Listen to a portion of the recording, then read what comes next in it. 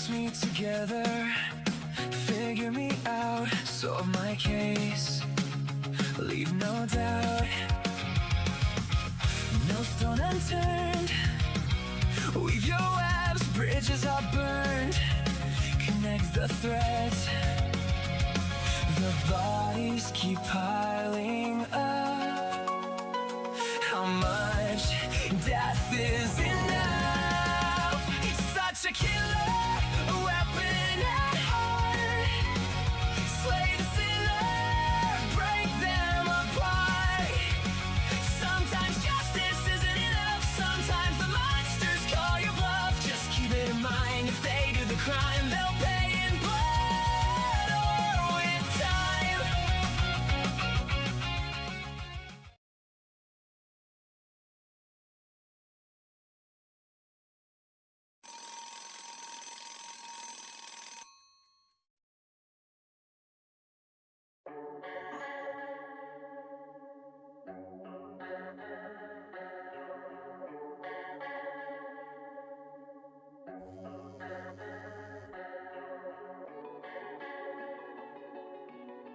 Ah, shit. I'm sorry. I completely forgot we were training this morning. Are you still at home? Yeah, I'm really sorry. I'll owe you for wasting your time. Did you oversleep? No, I'm up. I just forgot. I'm sorry. I've just had a distracting weekend. A distracting weekend. Okay. Well, can you be a few minutes late to work? Yeah, I guess I could. There's a gym near your loft. I'll text you the address. Meet me there in 20 minutes.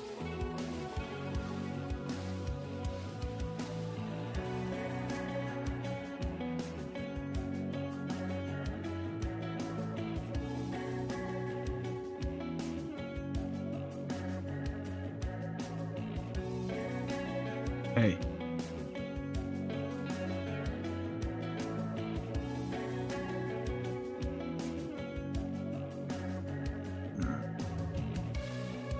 Have you ever hit a punching bag before? Not really. Hey, what's shaking, Melina? Got a friend with you today. Yeah, this is my friend John. John, this is Joe. This is his gym. It's nice to meet you. Now hold on. Aren't you John Rockford, the lawyer? Yeah. Man, how you doing? Really nice to meet you. I remember watching you play for UCLA. You were fire, my man. Yeah, feels like a long time ago now.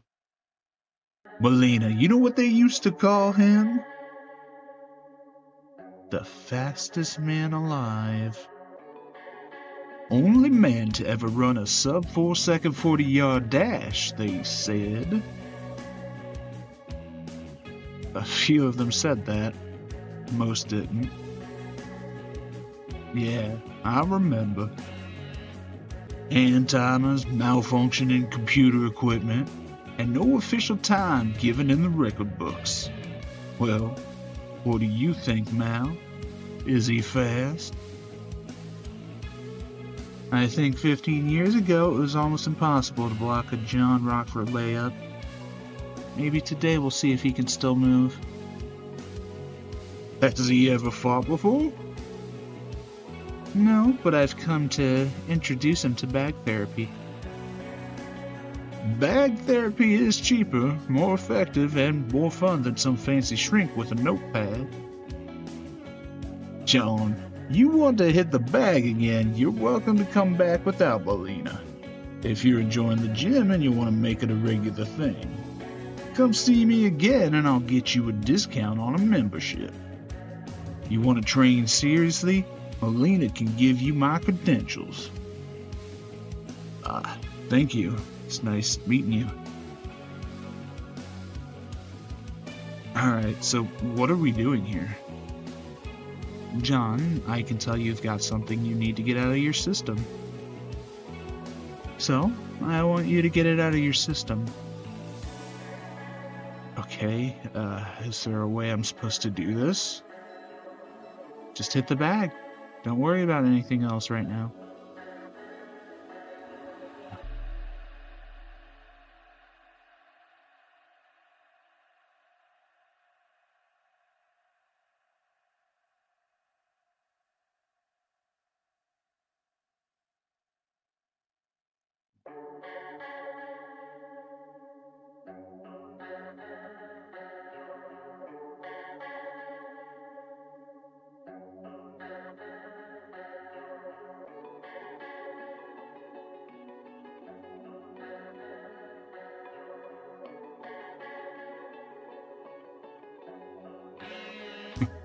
God damn, he is fast.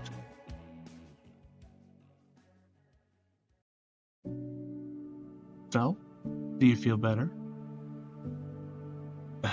Yeah, surprisingly, I feel much better. Who knew violence could be so uplifting? It doesn't count as violence if you're hitting a non-sentient object.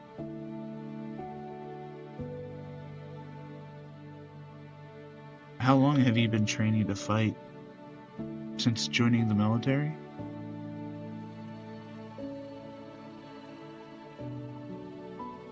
More or less. So, is this all of my training for today? Got anything else to teach me? Well, I was planning to go over pressure points, but we can do that another time. Alright, give me the 60-second version of pressure points. Well, if you're at a fight where your life really is being threatened, there are several sensitive spots on your enemy's body that you can target. If you hit one of those spots correctly, you can incapacitate your opponent with one blow. Like what? 1 point is on the top of the head, but it can be hard to get in a good strike on the top of the head in the middle of a fight. The throat can often be the best place to strike to end a fight quickly, but again, normally a good fighter will protect his throat. That seems like it could really do some damage. Those happen a lot in professional fights. An intentional throat strike is illegal in a professional fight. John, look, with your strength and your speed, if you pulled off one of these pressure point strikes correctly, you could potentially kill your opponent. Remember, these are self-defense techniques. But I told you I wanted you to train me to be a ninja assassin. You also told me you always look for a peaceful resolution first. That's not compatible with becoming a ninja assassin. Yeah, I guess you're right. Well, too bad.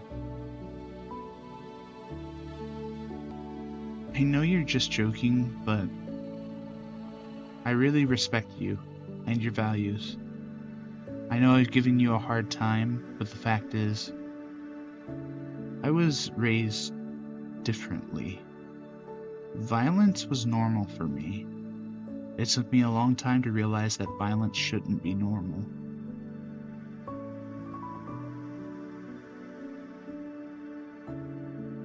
Are your parents... I don't want to talk about my parents. Well, if anyone can understand that, it's me. I guess we have one or two things in common. Well, I should get to work. Thanks for this. You made me forget everything else for a few minutes.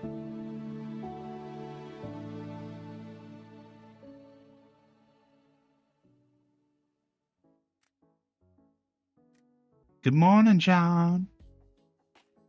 Hey, Claudia. Looks like we're both running a bit late this morning. I spent forever trying to find my badge.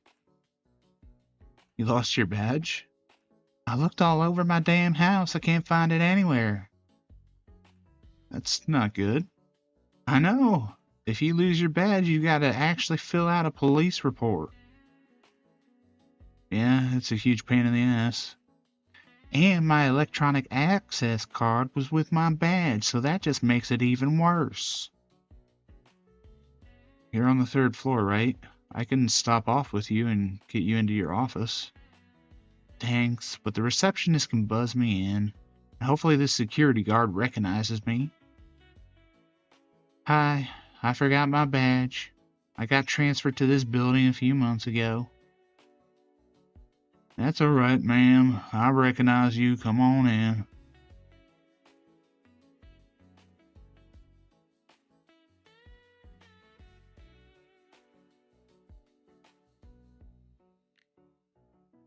You're off the case.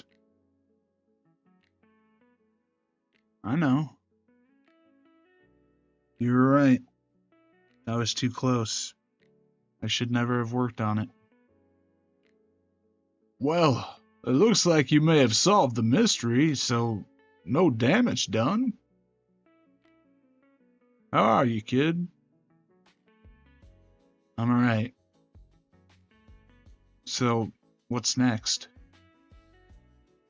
First thing that's gonna happen is I'm gonna swab your cheek to take a sample of your DNA. The lab will run it through the database, and in a couple of weeks we'll know if you are related to Henry Clay. After we take the swab, Janine has already said that she's reassigning the case. Who's getting it? Janine said she's going to assign it to the best trial attorney in your office.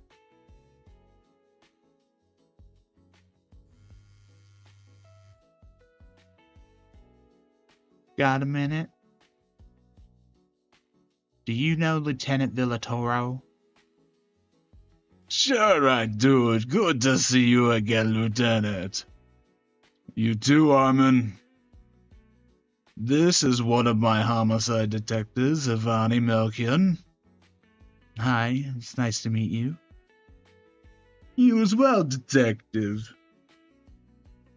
Armin, Detective Melchian has been investigating a 20-year-old homicide case.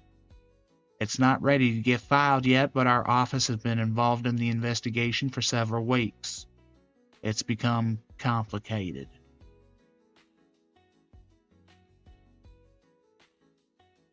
From now on, there is a wall between us on this case. We don't talk about it, you don't ask me about it. If you have a question, if you want to know the status of the investigation or about any filing decisions, you contact the investigating officer. If you have any information which might be relevant to the investigation, you contact the investigating officer. Do we understand each other? Yeah. John, I understand this must be very difficult for you. I'm sorry I can't act as your friend, and... Armin, were you here on Saturday? I was. What time? I got in around 9:30. I stayed until 4. By any chance, were you in my office, or did you touch that case file? No, why would I go through your files? Was there anyone else here? Nah, just me. John, what is it? I came in about an hour or so after you left. It looked like someone had been going through the case file. You know, it's probably just my imagination, or maybe one of the law clerks. I'll figure it out. Hey guys. Were any of you working in my office Friday night? It's fine if you were, I just need to know. No, I wasn't. John, I'm pretty sure we all left before you did.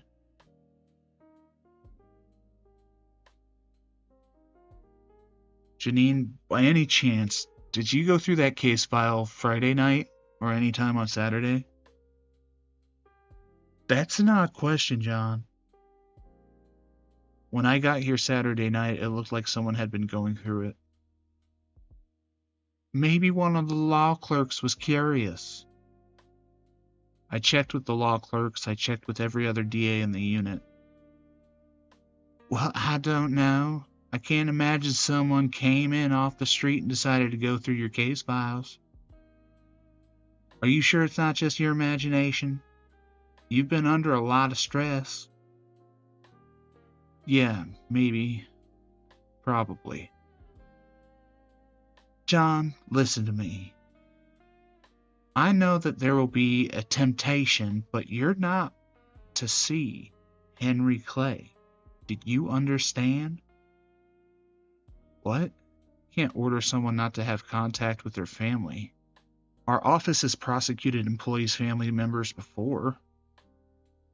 John, you've been investigating a case on which he is now the primary suspect.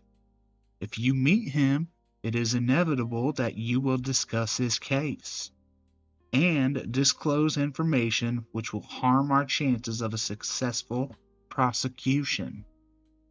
At this stage, he shouldn't even know that he is a suspect. Janine, that's not fair. I've been waiting my whole life to meet this man. And you will when the investigation is complete. I also want you to stay away from your sister's facility if there's any chance of running into him.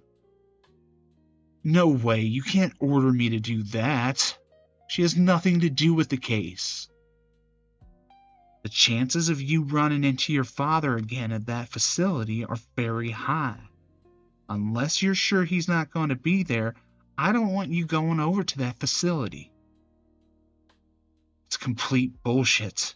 He's over there almost every day. John, I'm giving you a direct order not to have any contact with Henry Clay. If you do, even if it's just at that facility, it will be deemed insubordination. That's a fireable offense. I'm leaving for the day. You're waiting for a jury verdict. The jury has a verdict, then I'll come back.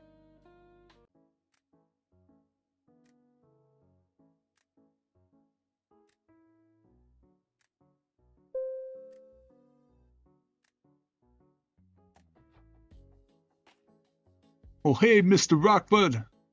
Hey, Jimmy. Hey, did that DA find you Friday night? What DA?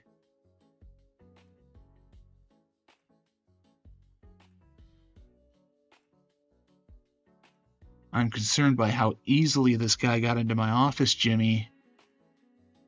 I'm sorry, Mr. Rockford, but we don't lock the doors until 8. He walked up to the entrance, showed his badge, and said he had a meeting with you. Just asked what floor your office was on. Then he used his access card to activate the elevator and get to your office. Weren't you suspicious about his having a meeting with me at 7:30 on a Friday night? If he said he was meeting someone else, probably I would have been. But sir, a lot of nights I'm unlocking the doors at 1 or 2 a.m. to let you out. I know you keep very late hours. And we often do have either ADAs or cops showing up pretty late to do whatever you guys do up there. So it's not without precedent. You ever seen this guy before? No, but over 300 ADAs work for the county that aren't assigned to this building.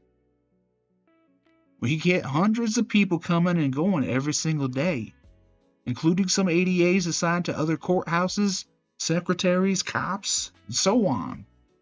Pretty large percentage of those I've never seen before. It's just not our policy to stop and investigate every person we don't recognize. If they've got a badge, we let them in. To be honest, sir, this is the DA's office. It's not the CIA. I'm a little surprised someone went to all this trouble to have a look at one of your files.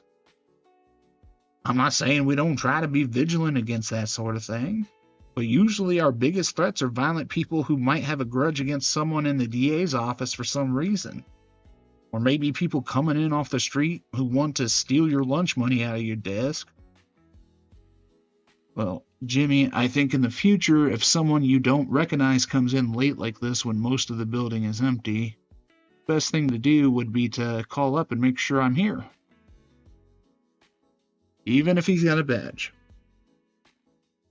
I understand, sir. I'll notify my supervisor and we'll launch an investigation. Would you mind going back again? I want another look at the guy. Does he look Latino to you? Yeah, I would say he does. How tall would you guess he is? Pretty tall, sir. Probably close to your height.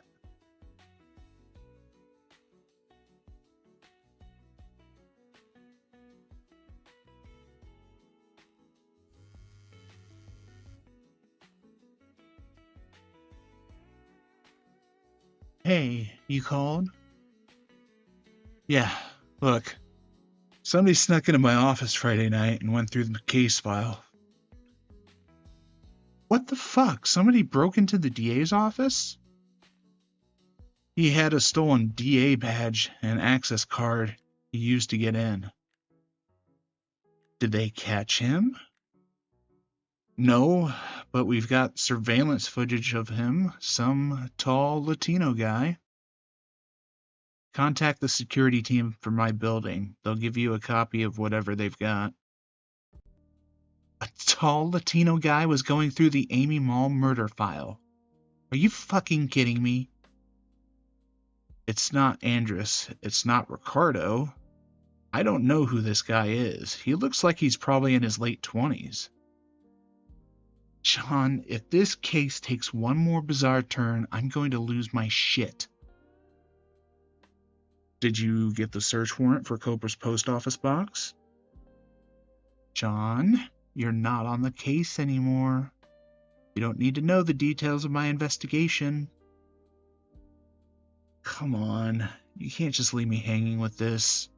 And my supervisor has already prohibited me from having any contact with Henry Clay.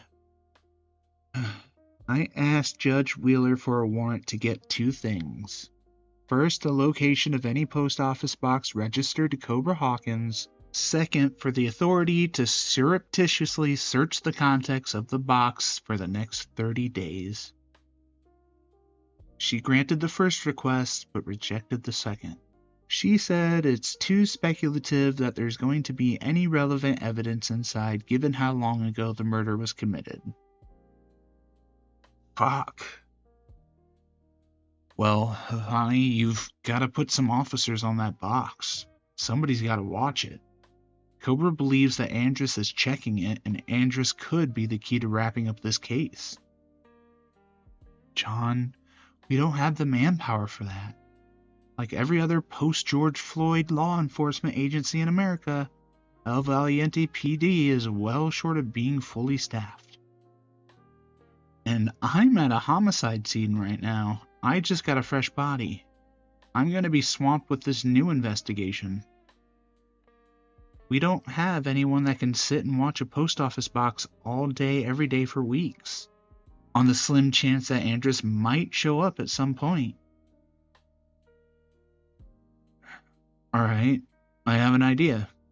Send me the P.O. box number as soon as you get it. John, you are not on the case. Your father is the suspect. I promise I'm not going to fuck up your investigation. All I want to do is help you find Andres so you can interview him. If you don't follow this lead, you have no chance of finding him. No, and don't ask me again. I'll talk to you later. Fuck that.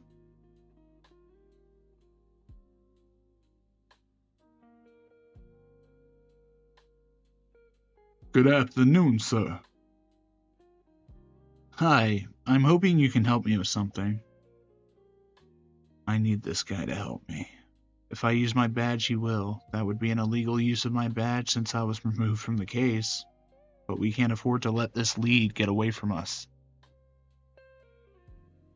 I'm looking for a friend of my father's who's gone missing, an older gentleman. I think he may have been in here recently. 60-year-old Latino man, very big, about 6'4". Sir, I'm sorry, I don't know him. Would you mind looking at a picture for me? Sure, that's okay. Guy on the left, he's younger in this picture, but does he look familiar? Sir, I'm sorry, I don't know this man. Alright, I'm gonna leave you my number. Please call me if he comes in.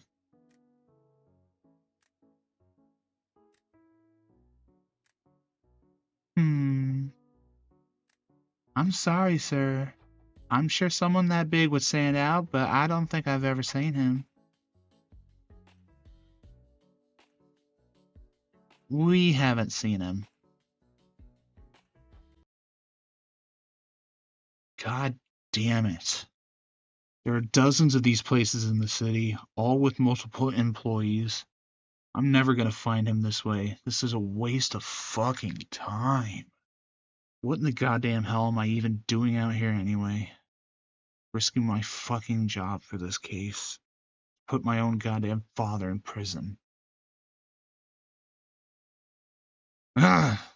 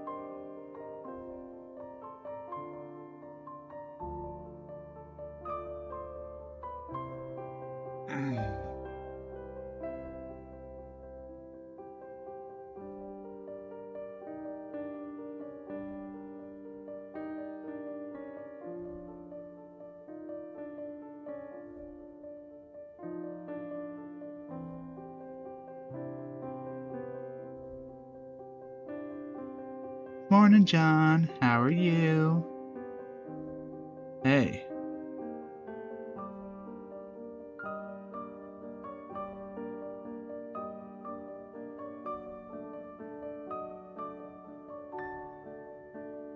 Badges or ID, please. Thank you.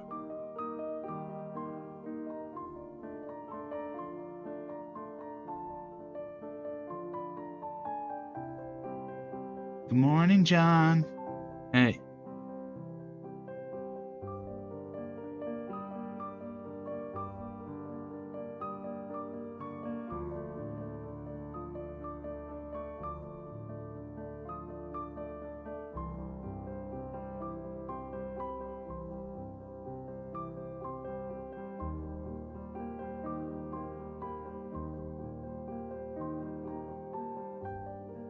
Hey, John. How are you, man?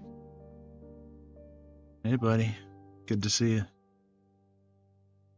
I haven't talked to you in weeks, man. What's been going on? I'm fine, man. Everything's fine. You gotta come by the house. Donna's been asking about you.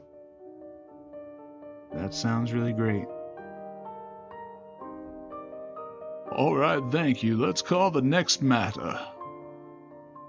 Calling case of People versus Andre Wilkins. State your appearances.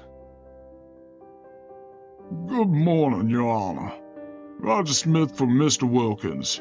He's present in custody. John Rockford for the People. All right, I understand the parties have agreed to a further pretrial date of November 17th. The defendant and both counsel are both ordered back for November 17th. Thank you. I also have the Santillo case with Miss Miller. All right, let's call the Santillo matter.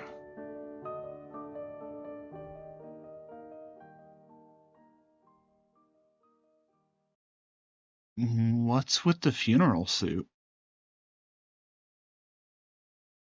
Aren't you supposed to be sitting leisurely behind your desk? You're a supervisor now. One of my DAs just had a baby. I'm covering to push her cases out a couple months. I was going to come find you anyway. I called your sister's care facility to find out who this woman is that claims to be from the Carrington Foundation. Apparently this woman, Jennifer Lopez. Jennifer Lopez. Really? That's the name they gave me. Apparently she's been visiting the facility sporadically for the last 2 years. The staff said they're social visits. She just spends some time with Colleen and then she leaves. They said Colleen is really fond of her. So I called Senator Carrington.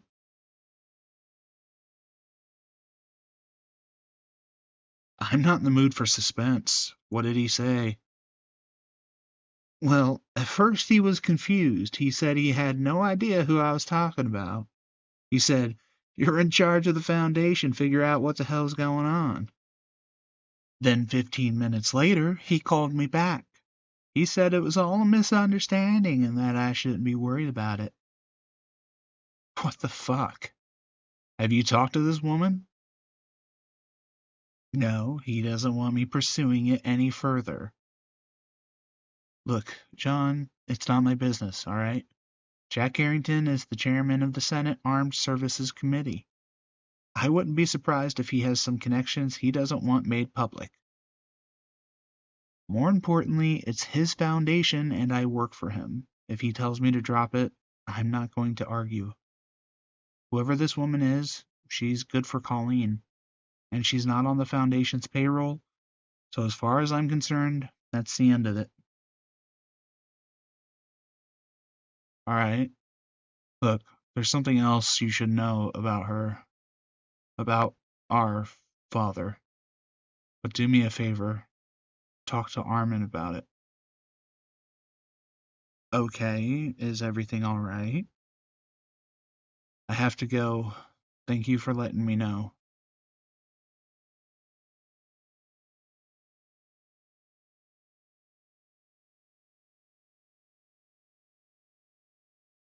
Hey, still no word from the jury?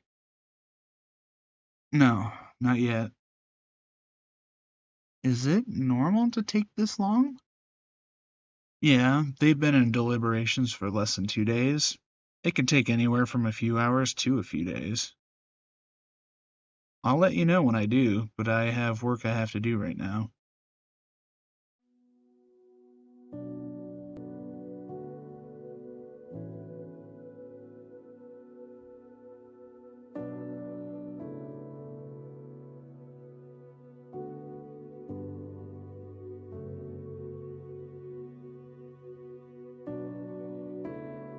I've been removed from the Amy Mall investigation. Our current theory is that my father, Solomon Hobbs, murdered Amy. That he murdered 2 other innocent women. And that he is still alive, living under an assumed name and still spending time with his daughter. As a result, I've been forbidden from having any contact with either of them.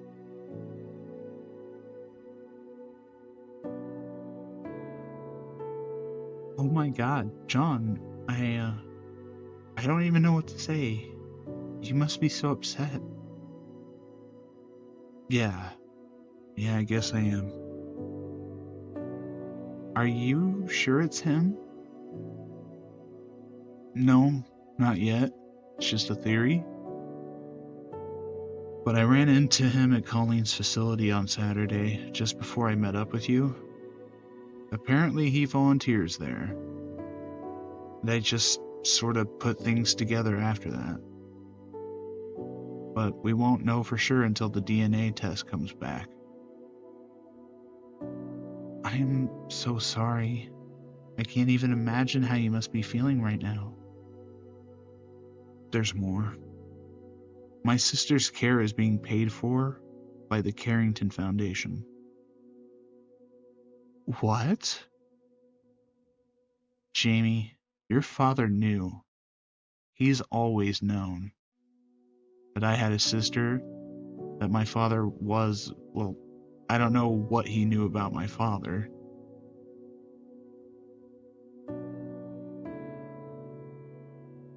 I need to talk to him. Can you ask him to call me? Well, he's coming home Saturday night. Why don't you come to the house with me? Me come to your house with you? Sure, I was going anyway. We'll stay Saturday night and drive home Sunday morning. Oh, I just meant, maybe if you could have him call me. What do you mean? This is a serious conversation. You should talk to him in person. Yeah, I don't really think that's a good idea. Why not? Jamie, I'm not welcome in your house. What are you talking about? My parents treated you like a son.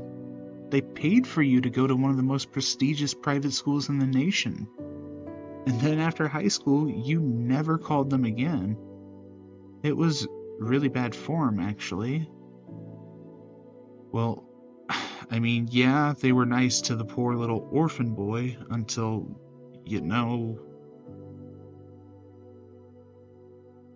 Jamie, come on. I was a teenage charity case for your parents.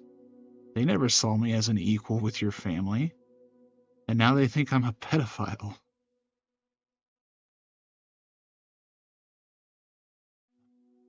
Pedophile? Are you talking about when I kissed you? Jamie, you didn't just kiss me. You attacked me. You were slobbering. You were trying to eat my face. And just as your mother and my foster dad walked in. That was my fault, not yours. And you pushed me off of you. Okay, yeah, my mom got upset. But is that why you stopped coming to the house?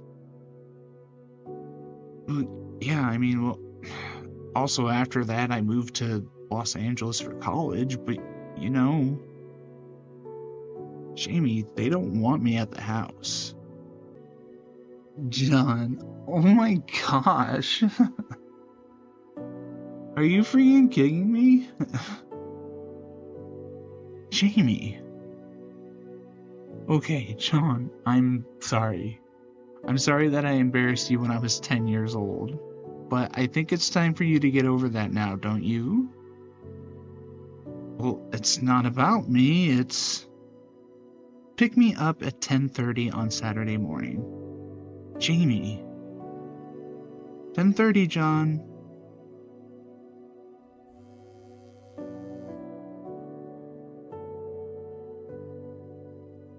Verdict.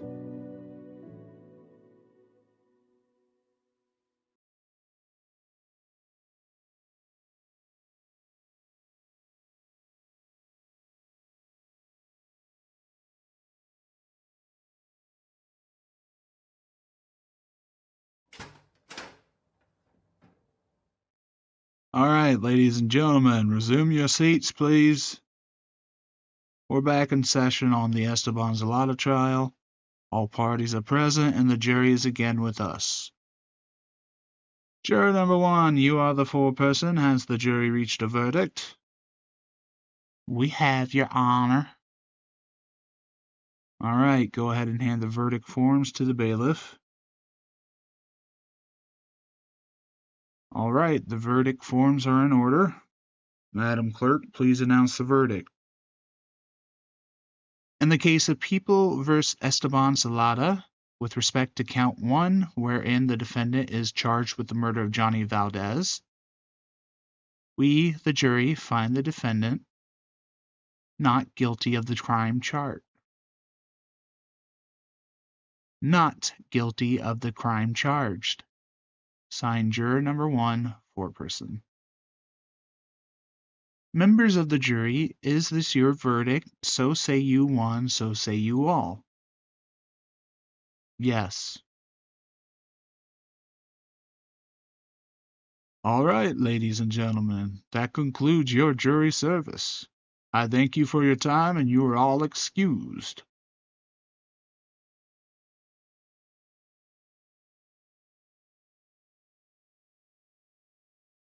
All right, Mr. Zalata, that's it. The case against you is dismissed.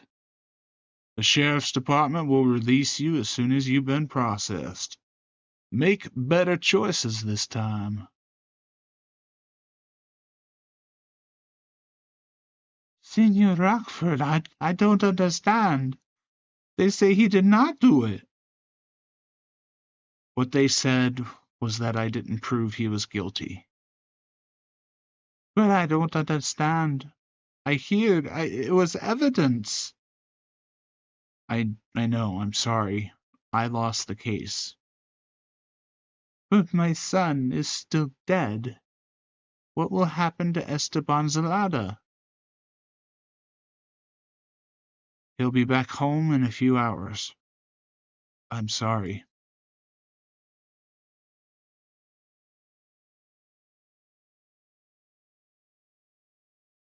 That was very surprising. It seemed like such a strong case. What do you think happened? Did the jury just decide the victim had it coming?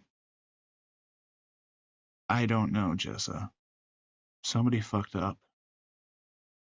I fucked up. The jury fucked up. Maybe we all did. I have to go. I'll talk to you later.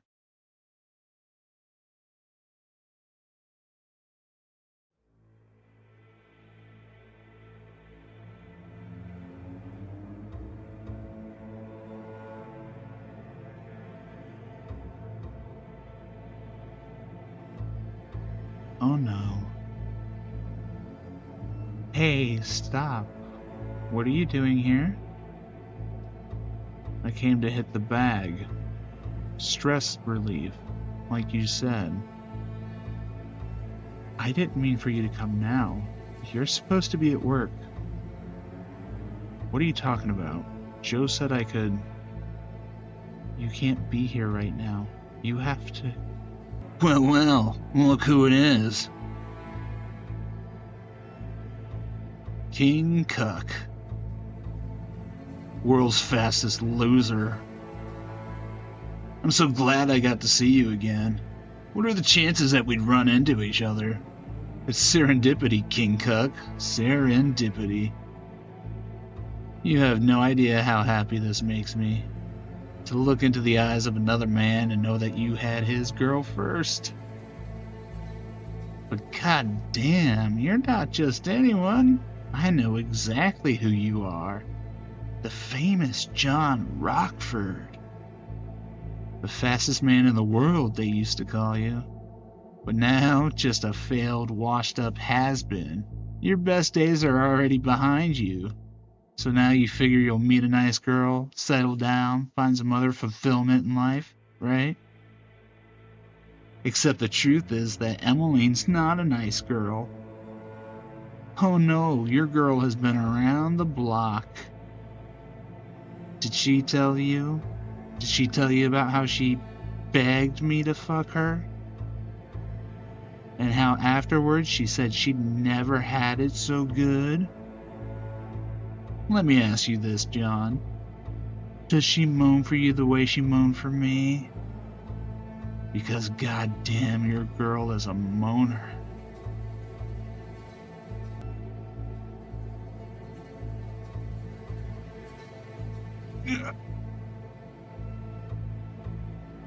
Stop it, stop it! Don't do nothing! What the hell were you thinking, John? Tanner had it coming, Joe. He practically begged this guy to. No, I do not allow this kind of foolishness in my gym. In my gym, you fight by the rules, and you fight. In the ring. Come on, you old has-been. You took your shot, now let me take mine. Fine.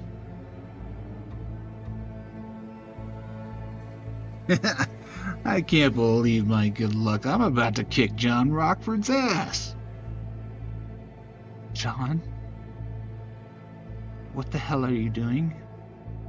Don't you know who that is? Yes, I do, but clearly you don't, or you would have walked away. I'm not gonna let him keep getting away with this shit. He played you, John. He wanted you to hit him. He wants you in that ring because he knows he's going to kick your ass. He's been training with mixed martial arts for years. You've spent a few hours over the last 2 weeks learning basic self-defense. Fuck that. I'm bigger and stronger than he is, and I'm sure as hell faster.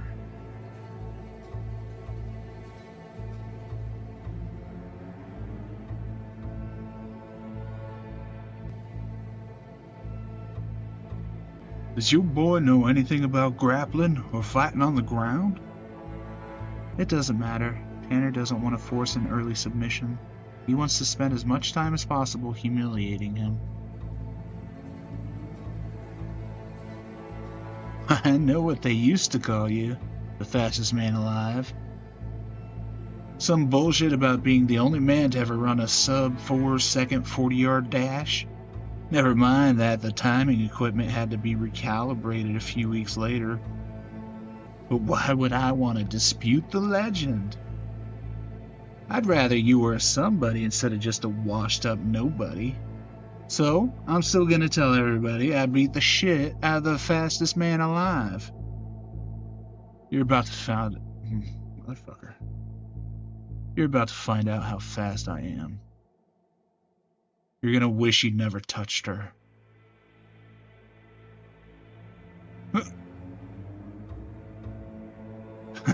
God damn, you are fast.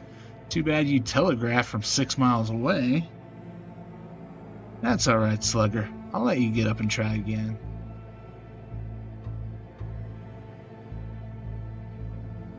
Come on, King Cuck. I know you've got more spirit than that. Or maybe you like hearing about what I did to Emily, huh? Maybe you want to hear a few more details about our magical night together.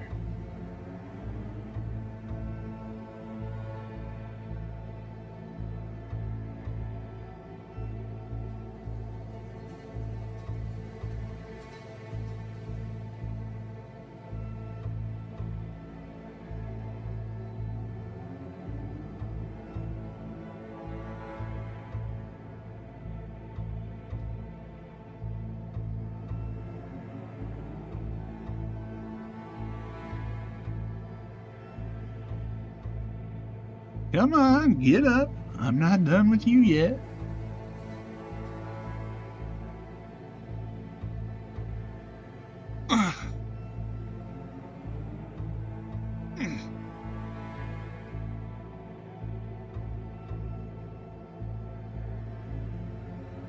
You've got to stop the fight, Joe. Tap out, John. You've lost. Ain't no point in none of this. Are you sure, Joe? I'm starting to think he's some kind of sick pervert who actually likes getting hit.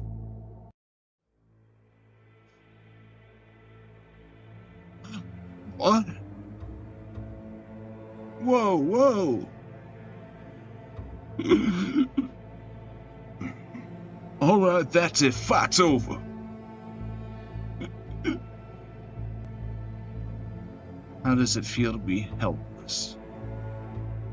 How does it feel to be the victim? Sucks when someone else doesn't play fair, right?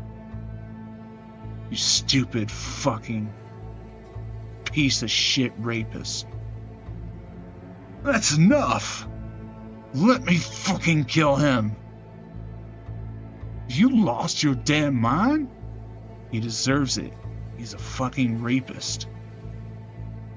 So now you're gonna kill him. That ain't how we do things here. Well, maybe it should be. Melina, get this guy out of here. I don't ever want to see you back in my gym, John Rockford.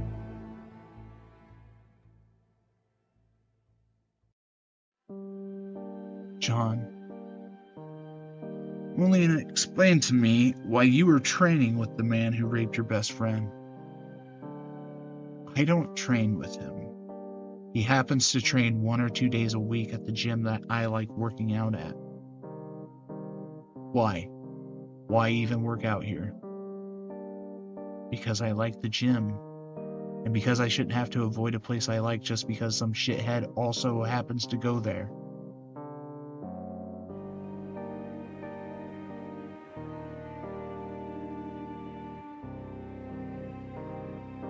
I fantasized about killing him.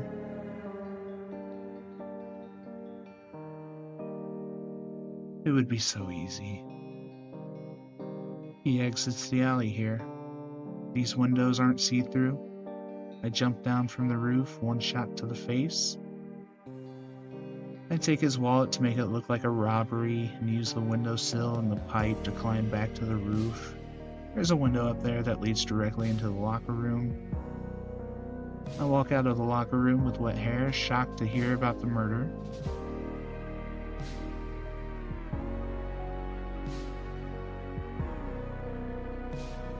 Melina, I was upset, obviously, but it's just a fight. I would never actually kill him. What do you think he just tried to do?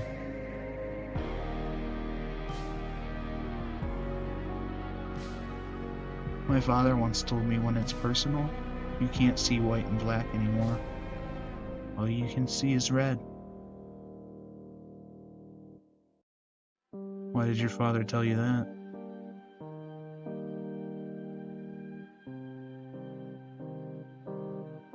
Look, do me a favor. Don't mention this to Emmeline. I don't want her to know what I did. Come on, let's go to my place.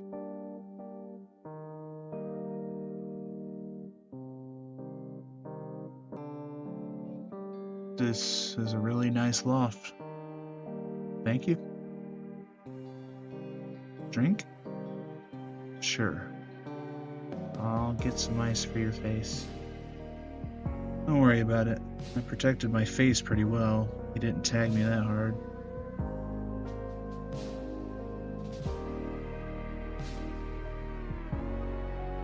I'm not the type of person to complain about my life. I'm not asking you to complain. I just want to know why you were at the gym this afternoon. The jury came back with their verdict on Esteban Zelada. They walked him.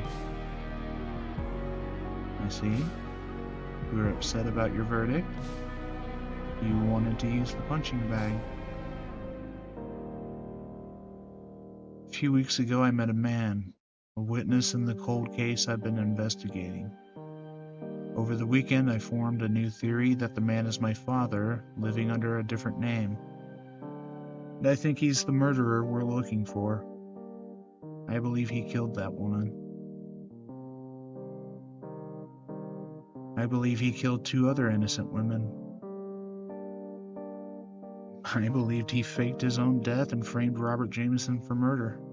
And now my office has him in its crosshairs. It's just been a shitty few days. I'm sorry, but it's a terrible thing to have to learn about your father. He beat all those women to death with his bare hands. They died terrified. I've spent my whole life believing my father was a hero, and now I learn he's just some jackass who likes hurting women. I found out he's just like me. John, you're nothing like your father. You're still stuck on the fact that you broke some girl's heart. There's a difference between being a shitty boyfriend and a psychotic murderer. We're the same person. His time in the military just pushed him to the next step. The military took the bad person I am and pushed it and twisted it and made it into their weapon. After what I just did, can I really question the darkness inside of me? Maybe you're right. Maybe we can't escape our fates. Maybe we are just who we are and there was never any chance for redemption. Because there was never anything to redeem in the first place.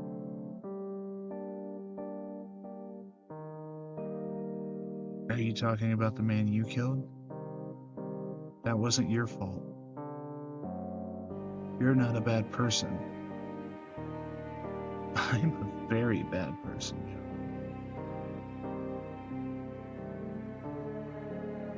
Hey. I've seen you with Emmeline and Anna. I believe that you're a loyal, loving friend, and I don't think there's anything more important than that. Just that by itself makes you a better person than me. Why did you do it? Why did you go for his throat? Because he deserved it. John, I don't fault you for what you did to Tanner. I felt great to see you beat the shit out of him. But that's not who I thought you were. It's not who I thought I was either.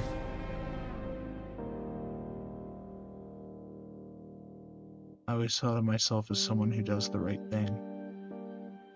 But after the last few days, I don't even know what the right thing is anymore. What do you mean? I've been thinking a lot the last few days about doing the right thing, about what that means. Esteban Zalata's brother, he thought he was doing the right thing. He showed a lot of courage by testifying against that gang. And it was all for nothing. He put himself in danger, he betrayed his family, for nothing. Was it for nothing? The system failed him, it failed Johnny Valdez's mother, it failed the public. I failed them. And now I don't even know if he did do the right thing. Who had the moral high ground? The brother who told the truth and stood on the side of justice? Or the mother who prioritized protecting her family over anything else? I've been struggling with something for days, but I've finally made a decision. I spent years searching for my father. I always believed there was a chance we could still be a family. Finding out what he really is, what he's done, I can't express how much it's shaken me. But he's still my father. I'm through walking away from people. I'm through putting up walls and making excuses. I'm not going to abandon him, and I'm not going to abandon my sister. They're my family.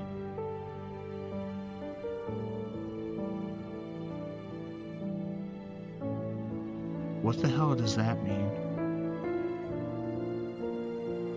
He's your father? You think you owe some allegiance to this man who impregnated your mother and then walked away? What are you going to do? Quit the DA's office so you can become his lawyer?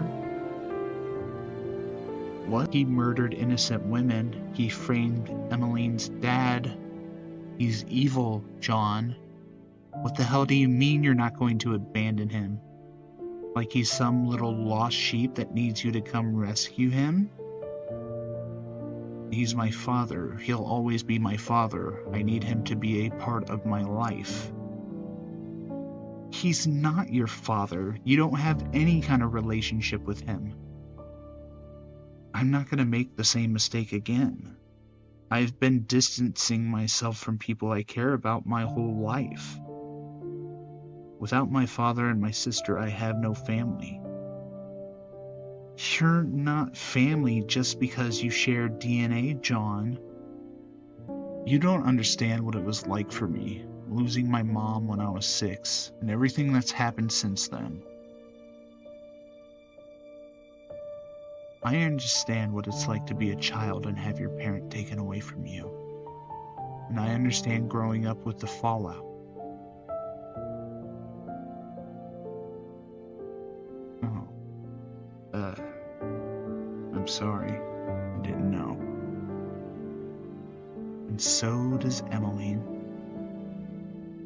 I know. I know that what he did was terrible, but he was a hero once. He had to do things for the government, things that changed him. And he was an alcoholic then. Now it looks like he's sober. And he volunteers with the disabled. He's made a big difference in a lot of people's lives. I mean, talk about a redemption arc. He's done a complete 180. Would Robert Jameson say that your father has earned his redemption, John? He didn't just kill some piece of shit gangbanger. He murdered innocent people. He ruined innocent people's lives. I don't care how he spends the rest of his life. There's no redemption for someone like him.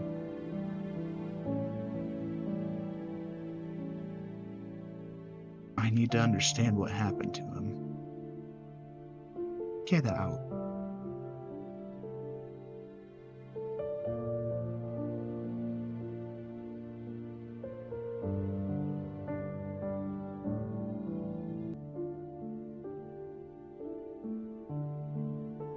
Two friends who both want to do the right thing.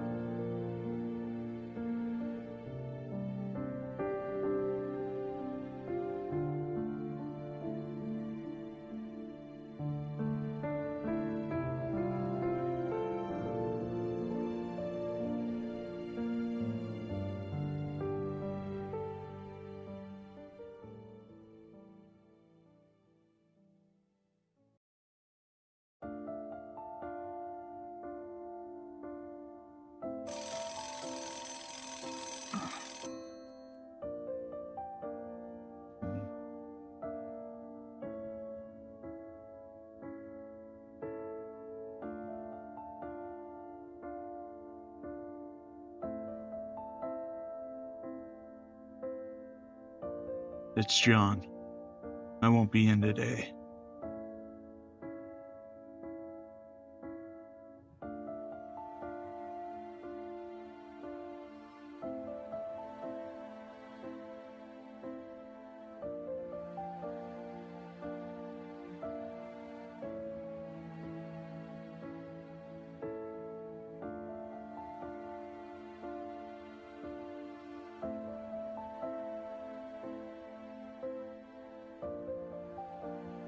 Hey, have you seen John?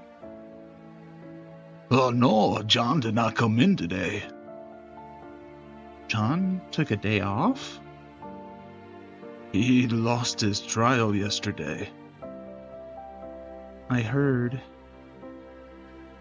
The guy is just having a rough week. You took over the Amy Mall murder case? I did, it's very interesting. But it may not ever get filed. John's theory about his father being the murderer makes sense. But we're a long way from being able to prove it. What's this? That's the murder victim and a person of interest. Her boyfriend, we think, but we have no idea who he is. Soon, I think we will put out a public bulletin to see if anyone recognizes him. Maybe you've seen him around one of those seedy nightclubs you frequent. You should know who he is. He's older now, but his name is Richard Santiago. He's planning to run for the California State Senate. But right now, he's a city councilman in Tristan, your hometown.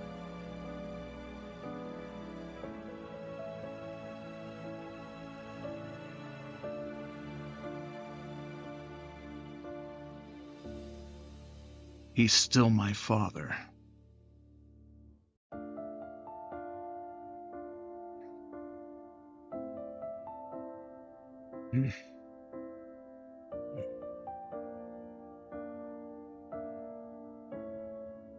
I've been waiting my whole life to meet this man.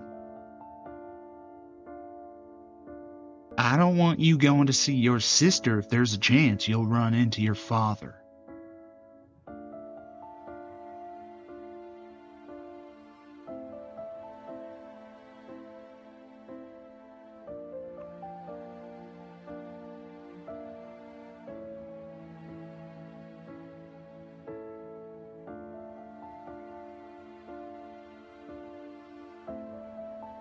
If you have any contact with Henry Clay, it will be deemed insubordination.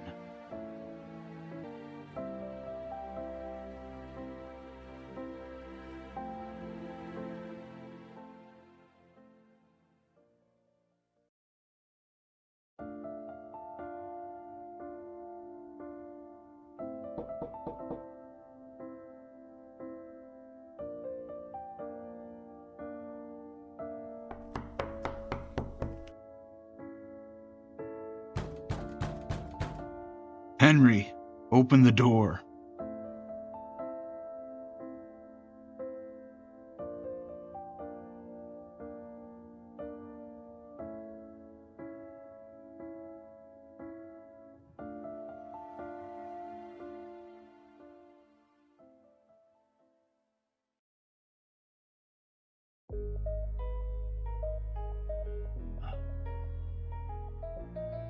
Take a round for you, sir.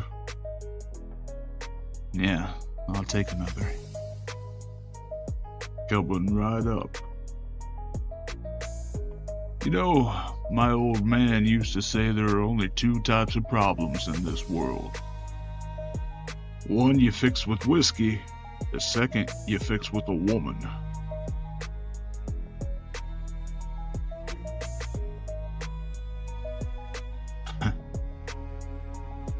He sounds like a fountain of wisdom. And how did following his own advice work out for him?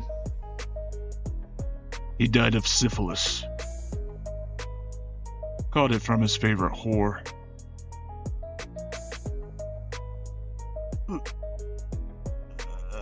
Fuck it.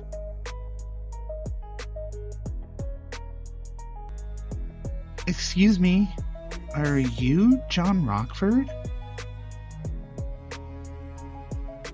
I used to be. Now my name is Mud.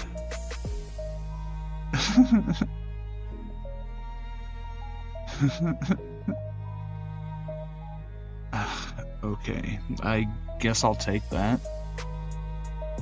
I'm Arya. This is my friend Deli. Hi, it's nice to meet you. Ladies, it's a pleasure to meet you. Would you like to join me? Sure.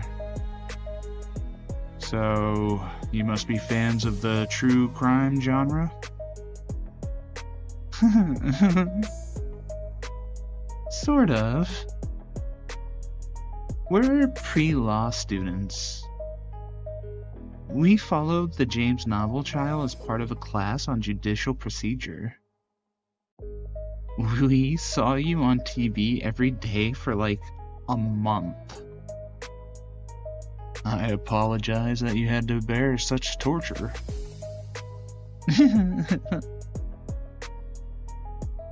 It was super fun because every day we talk about what you were doing and why you were doing it.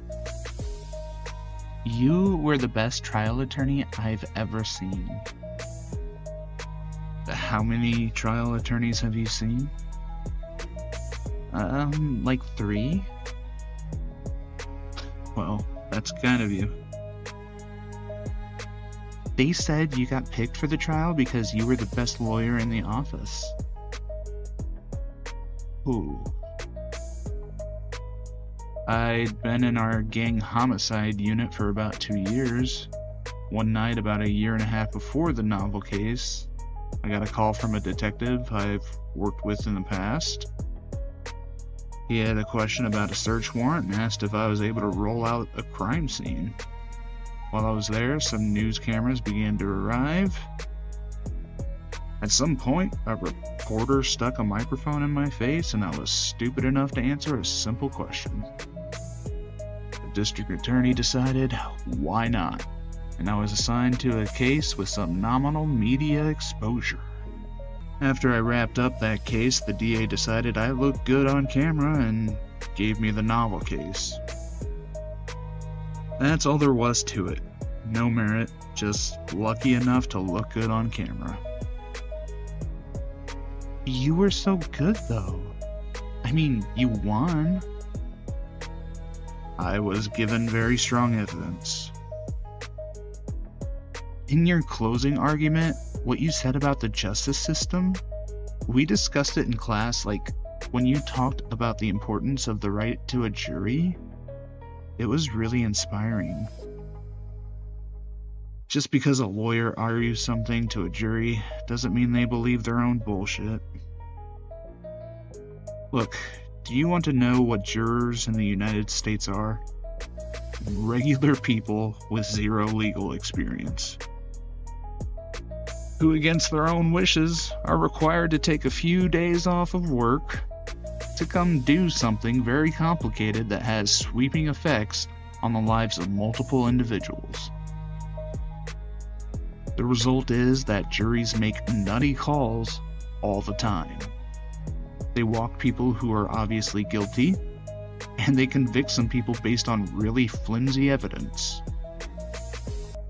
Have you studied the justice system in Germany? A little bit. The Germans don't use juries. If you get charged with murder in Germany, your fate will be decided by a panel of judges. The judges ask the questions of the witnesses, the judges decide whether the defendant is guilty, and the judges decide the appropriate sentence. Now tell me what's wrong with that system. Both the crime rate and the incarceration rate are far lower in Germany than in the United States. So why in the hell aren't we doing it like the Germans? Well, I would say it's because we have the Constitution. Yeah, like the right to a jury is in the Bill of Rights. Well, the men who enacted the Bill of Rights lived over 200 years ago. What if those men could see what the jury system had become? What if one of those founding fathers came home to find his son murdered, and knowing that his life would be irrevocably changed by this tragedy, he showed up to court for the criminal trial of the man charged with killing his son, and to his dismay realized that the jury was filled with people whose familiarity with the criminal justice system was limited to a few episodes of Law and Order they watched 15 years ago. And that these jurors spent their spare time not reading enlightening books like Crime and Punishment or Inside the Criminal Mind, but mindlessly clicking ads to see which celebrities have ever been arrested for driving under the influence.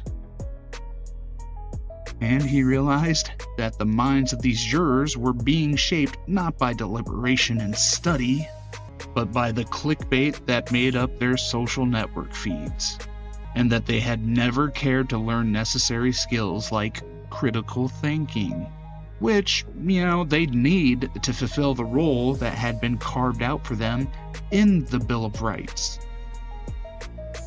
Basically, if that founding father realized that the trial for his son's murder was being decided by a bunch of idiots, do you think that maybe he might prefer to turn it over to a group of professionals and say to hell with this goddamn useless jury system?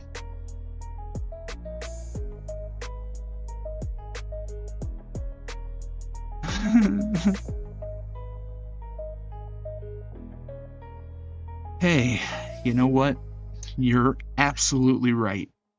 Let's drink to the Bill of Rights and to the group of winners who sat as jurors in my last case. Cheers. Cheers. So what kind of lawyers do you want to be? I want to go into entertainment law. My uncle is a personal injury lawyer. I'm gonna work for his firm. Smart, you'll probably both end up making more money than me. I want to represent musicians. Maybe Taylor Swift. Yeah? Well, maybe we need to stay in touch. I want to meet Taylor Swift. No problem. I'll get you an introduction. She and I are gonna be tight. Back when I was a young DA, I prosecuted a case against the rapper Little Snoopo. Oh my god, I love him. You prosecuted him? If you've followed him, you know he's a member of the Journey Block Crips.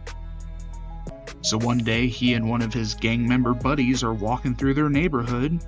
This is before Snoopo got big, but he was already working on his first music video. And he and his buddy are walking to the park where he's supposed to meet up with the camera crew. And he's hired this low-budget music video director for his first single called Cold-Blooded Killer. So he's carrying this concealed Glock 17 in his waistband, which he's going to use as a prop. And of course, it's loaded because when you're a gangster, that's the only way to carry a firearm. Needless to say, he did not have a concealed carry permit. But as his bad luck went, an El Valiente police patrol car happens past, and little Snoopo decides he's not gonna wait to see if they stop to frisk him. He and his homie split up and both take off running, and the officers chase. But after a couple of minutes, Snoopo, who obviously is just a little guy, ducks into these dense bushes and waits. Well, the officer who had gone in Snoopo's direction runs up a few minutes later, panting because he's a bit overweight.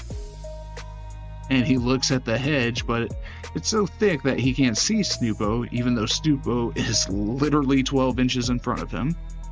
By this point, the officer has decided he's long gone. So he holsters his gun and stands right in front of him. Then he reaches down to his zipper, undoes it, and pulls out his dick to take a leak. So Snoopo jumps up faster than the speed of light and says, "Stop! I surrender." The officer almost has a heart attack, but he ends up putting Snoopo in handcuffs and finds the loaded gun. So my office filed on Snoopo for the firearm charge, but the officer was so grateful that he didn't kill him that he asked me to cut him a break. So I had Snoopo do some community service in exchange for dismissing the gun charge. He didn't have to serve any time in custody, and a few months later he recorded his first hit. That's crazy. That officer learned a lesson about whipping it out in public. Yeah, he laughs about it now, but I think in the moment I would have shit myself. I have a question for you. What's up? Have you ever been with two girls at once?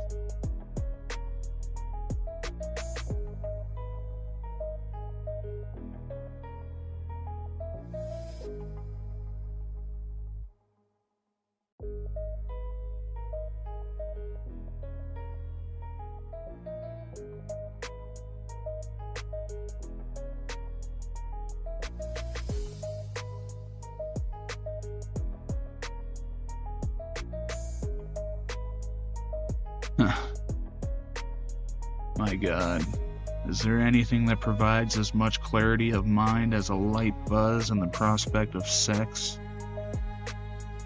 All my problems solved with a little shot of confidence.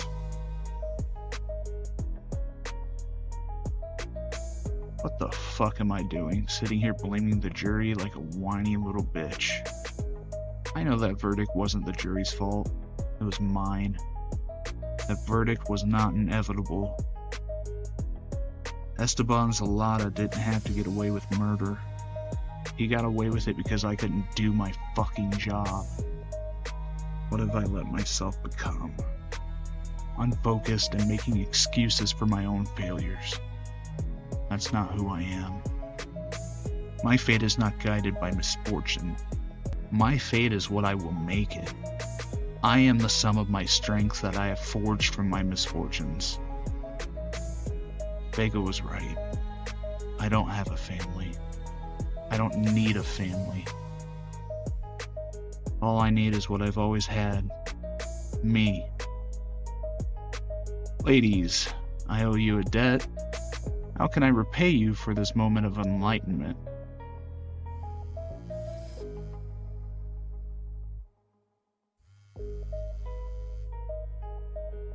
Mr. Washington. Hey, John, look, I just wanted to give you a heads up. I heard from Colleen's facility that Mr. Hank, the volunteer who usually reads to her a few times a week, called in a few days ago. He has COVID, so he's got to quarantine. For 2 weeks, he won't be at the facility.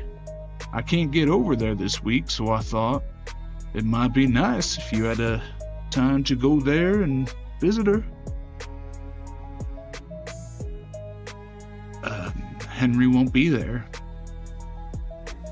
Yeah, so, I thought it would be nice if you could make it. Maybe read to her since he can?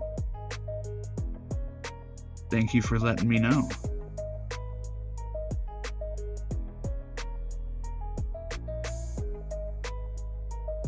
Well, sir, what'll it be? Something different, or more of the same?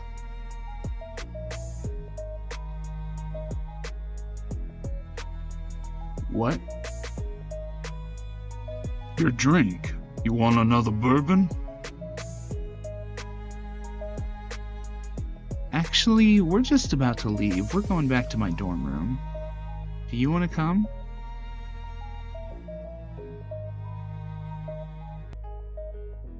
My strength doesn't lie in relationships.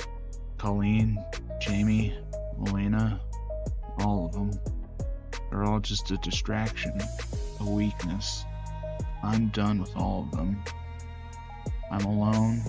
I've always been alone, and I'll always be alone.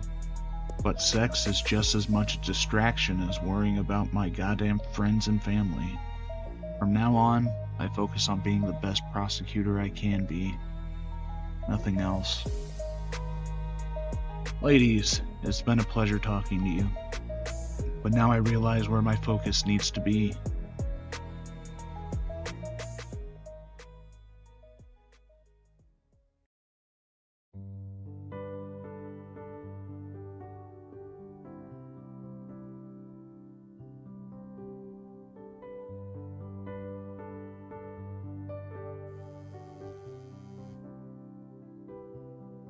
Hello? Jamie, it's Christine Williams. Oh, hey, Professor. How are you? Good, I haven't talked to you in forever. Well, I read your latest law review article. I'm assuming you know the Supreme Court is considering adopting the standard you proposed. Yeah, I've been following that case. How are things at the district attorney's office? I like it. I just got a conviction on a rape trial. I really feel like I'm making a difference. Once upon a time, you and I had a conversation about teaching. You said it was something you were very interested in doing at some point. It still is. I wanted to get some practical experience as an attorney first. But I also just applied for an adjunct professor position at the law school here in AVNs.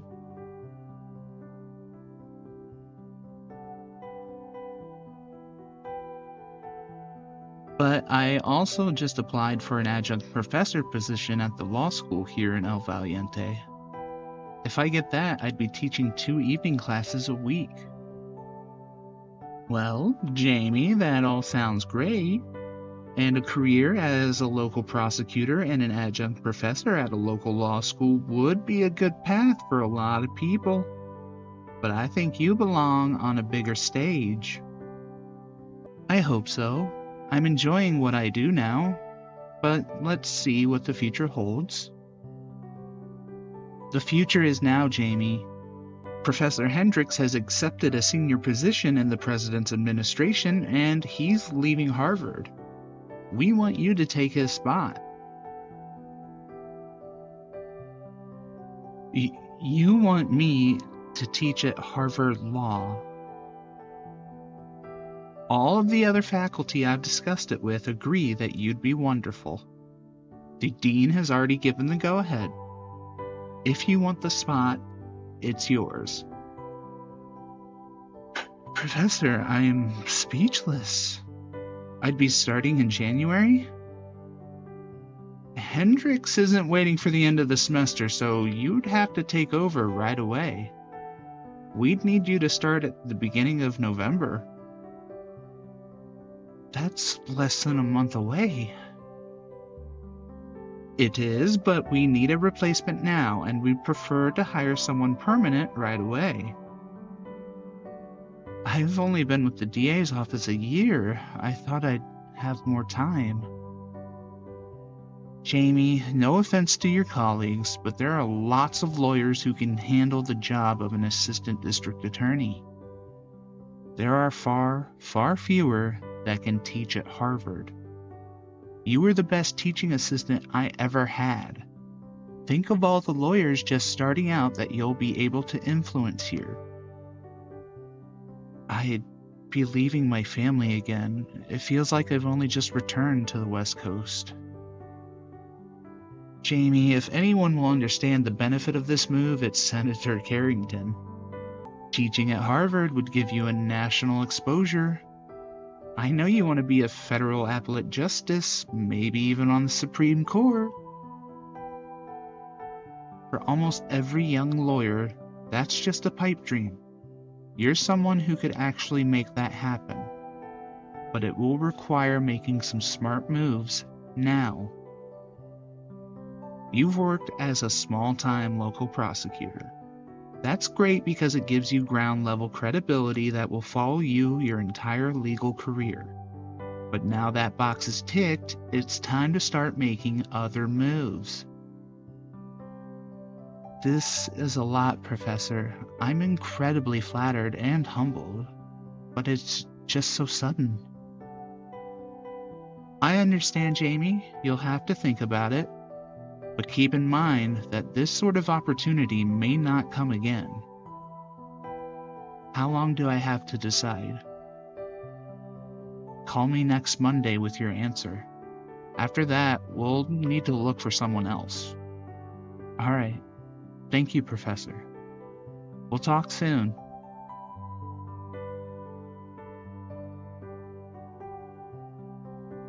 Oh, my gosh.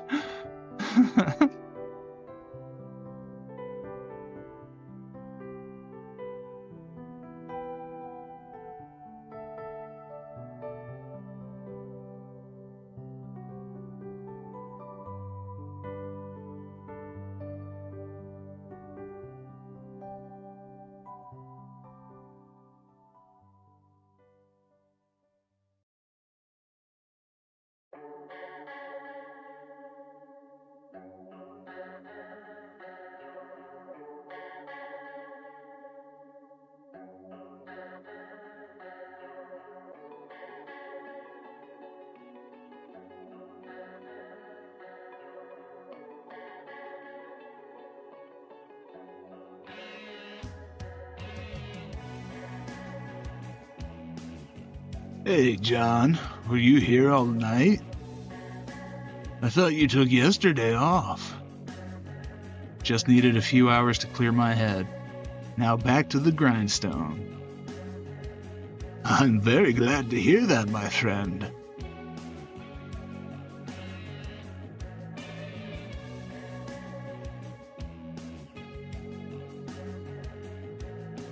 Hey, Jamie. Hey, look, I can't go with you this weekend. I've got too much work. But what about my dad? You need to talk to him about your sister? To be honest, Jamie, I don't really care anymore. John? Gotta go. John, wait! John, stop! John! John Rockford, you get back in here right now and talk to me!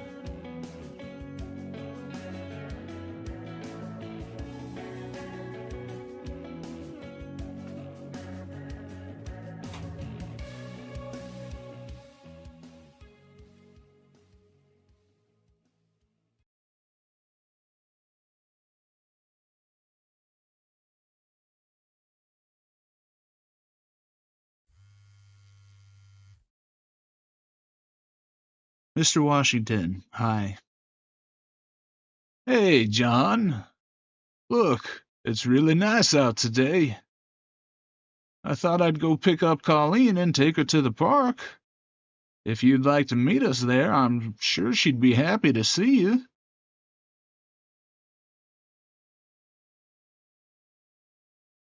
I'm sorry, but it turns out I was mistaken.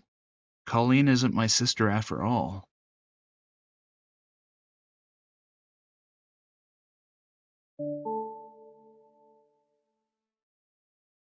Email from the prison. I forgot all about going with Emmeline to see Robert. I should still go. If I show up with his daughter, Robert might be willing to give me more information that could help us solve the Amy Mull murder. Hi, John. Hey, I got an email from the prison. We're all set up for Friday, assuming you still want to visit your dad. Oh, yes, I do. I've already arranged for a substitute teacher. Great, I'll plan on picking you up on Friday, and we'll drive out there together. Okay, thank you, John. It's my pleasure. Hey, I talked to Melina about your fight.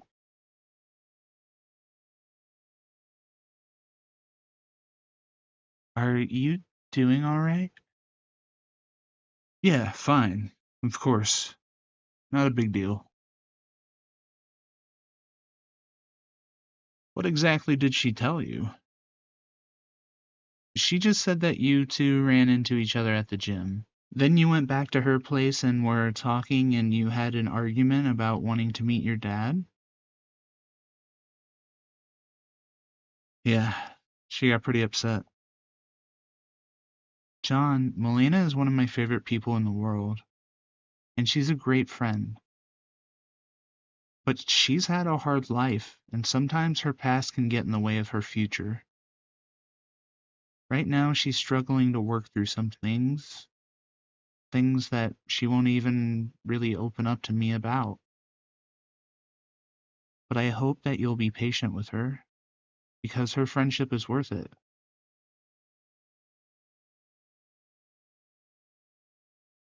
Like I said, Emmeline, it's not a big deal. I'll see you on Friday.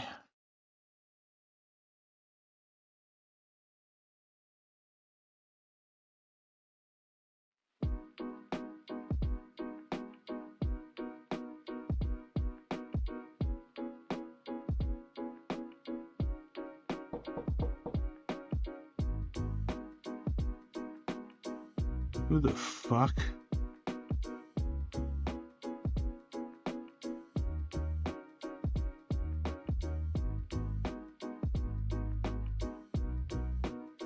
John Rockford. Yeah, who are you?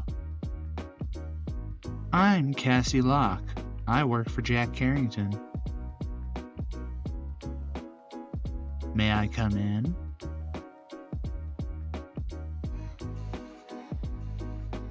Of course, come in. Sunday night, and you're sitting at your dining room table with your laptop, a case file, and whiskey. Exactly what I expected from you.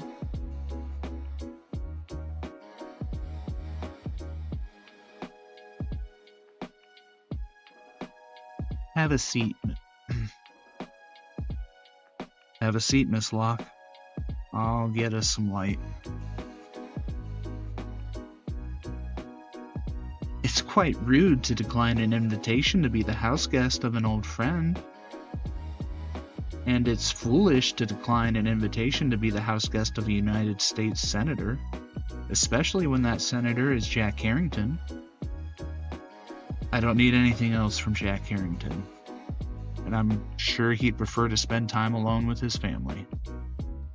Is that why you're here, to chastise me for my bad manners? You know, John, as Chief of Staff for a United States Senator, usually people have to work very hard to get a meeting with me. Very few are lucky enough to get a house call, for which they don't even have to get dressed. Chief of Staff, huh? Okay, so then what is the reason for my good fortune?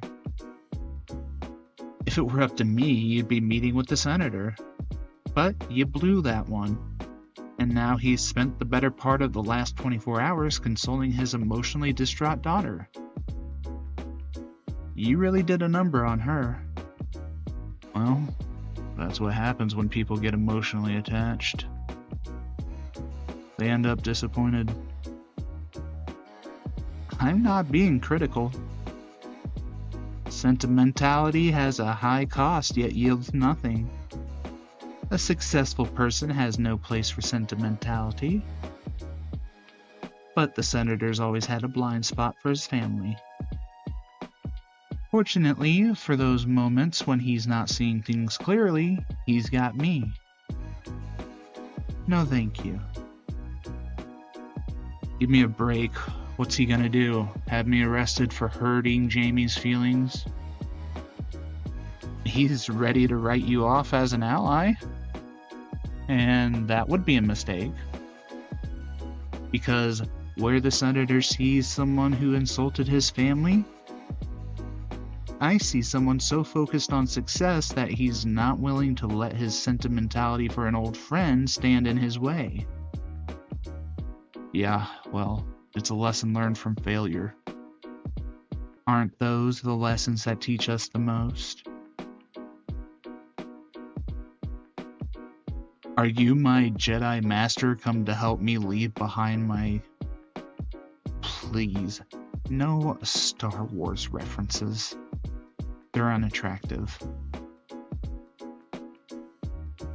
I'll ask again. What are you doing here, Miss Locke?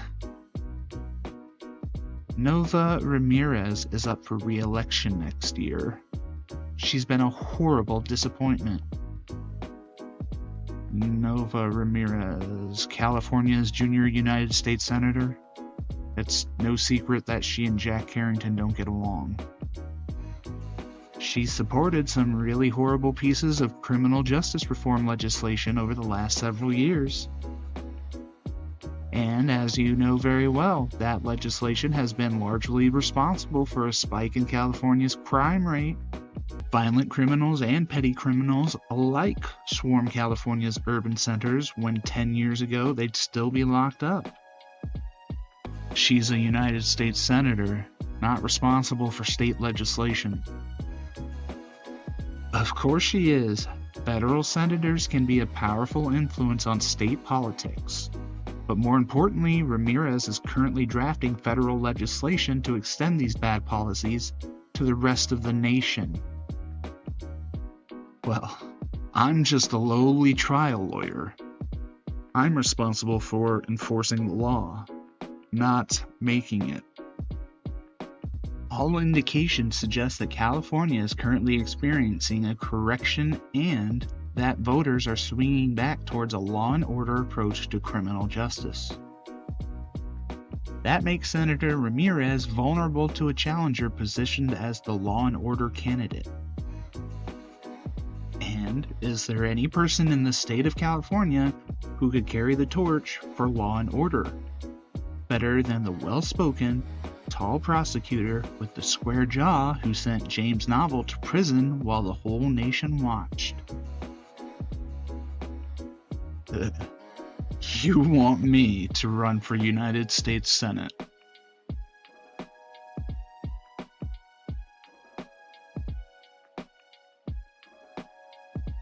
What the fuck?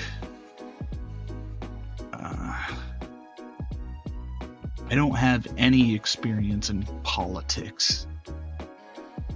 People like you don't need experience in politics to get elected, John.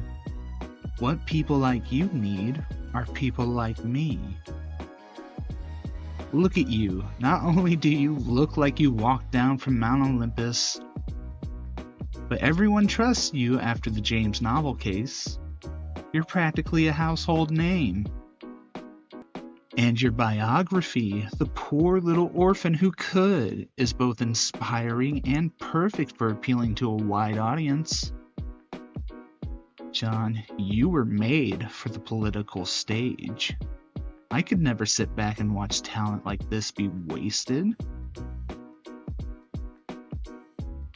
You're asking me to do this because I offended your boss? No, John, I'm asking you to do this in spite of that. I've been watching you for a while. And so has Jack Harrington. He'll look past this. Frankly, he'll end up seeing it as a strength.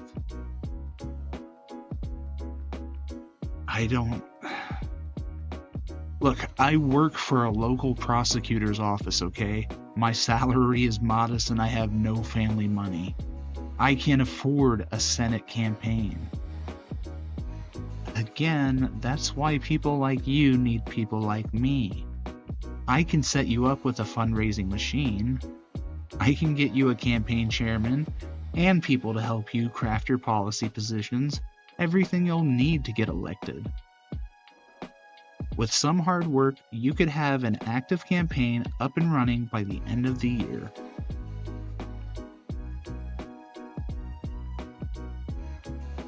Why did you become a prosecutor? Was it because you wanted to make sure wrongs did not go unpunished? Or was it because you so strongly value the rule of law? Or were you just attracted by the prestige? Whatever the answer, you're a man driven by accomplishment. This isn't the type of opportunity someone like you passes up. I'll need to think about it. Of course. I'll leave you my card.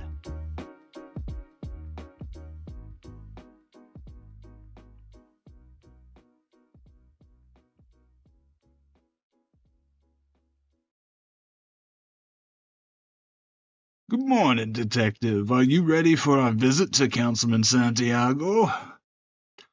Hi, Armin. Yes, I'm ready to go. Come on, I'll drive. Okay, you're driving. That's fine. But I do have some bad news. He's hired a criminal lawyer. He's lawyering up? He's not going to talk to us. He hasn't said that yet. I just know I got a call from Roger Smith yesterday. He said he's representing Ricardo Santiago and asked me to send over the police report. Roger Smith? I don't know him. The guy is a prick, to be honest, a real pain in the ass on every level, very unpleasant to deal with. But let's see what they do. Unless Santiago killed Amy, I'd be surprised if there were any legitimate legal basis for him to invoke his right to silence. But if he does it anyway, there's not much we can do.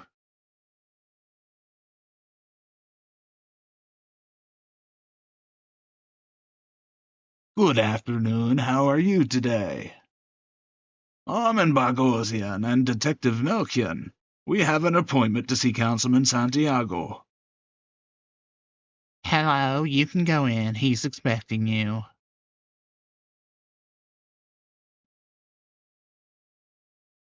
Roger, how nice to see you. Armin. This is Detective Melchian. Pleasure. Well, I'm very sorry that you both came all the way out here this morning, but after speaking to my client, it is his wish to exercise his right to silence. Consequently, he will not be answering any questions and will not be making any statements. At this point, Mr. Santiago is just being viewed as a witness, not a suspect. I understand that. And if I offer your client immunity? He's not talking to you. What the fuck? Is he the fucking killer?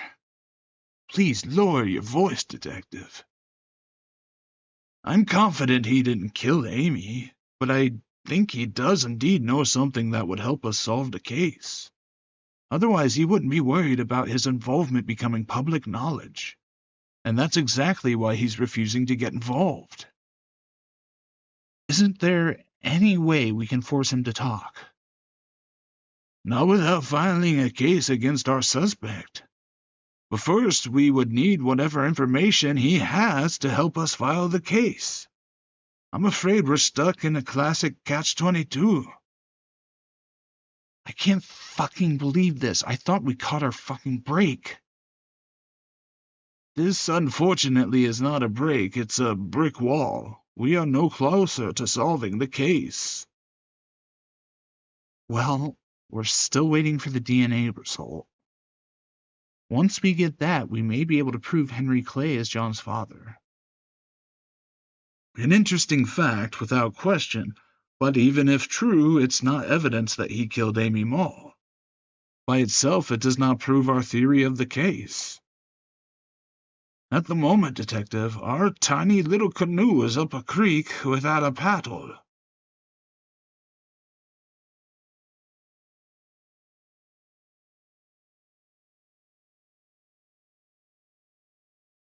I want to call a press conference.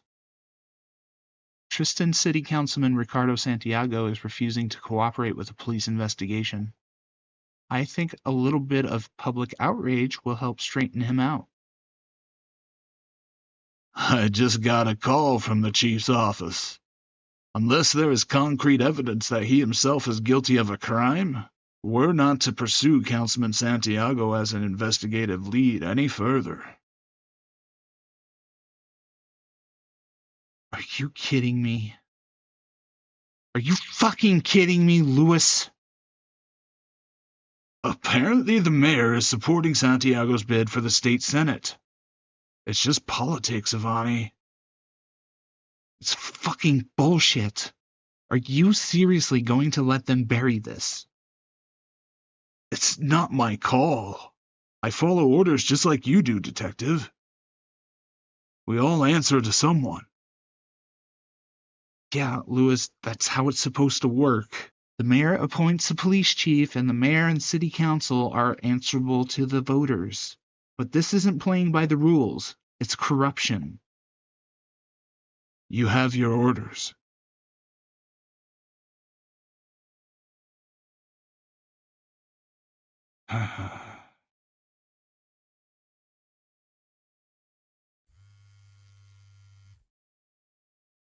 Hey. Cobra's post office box is downtown at a shop called Quick Shipping. Box number 470205. John, don't make me regret this. I won't. Trust me.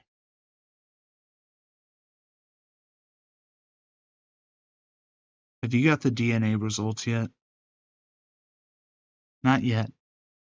It's usually 2 weeks, so we should get them by Friday. You'll call me as soon as you get them? Of course. Thanks. Actually, I'm glad you called. There's something else I need to tell you.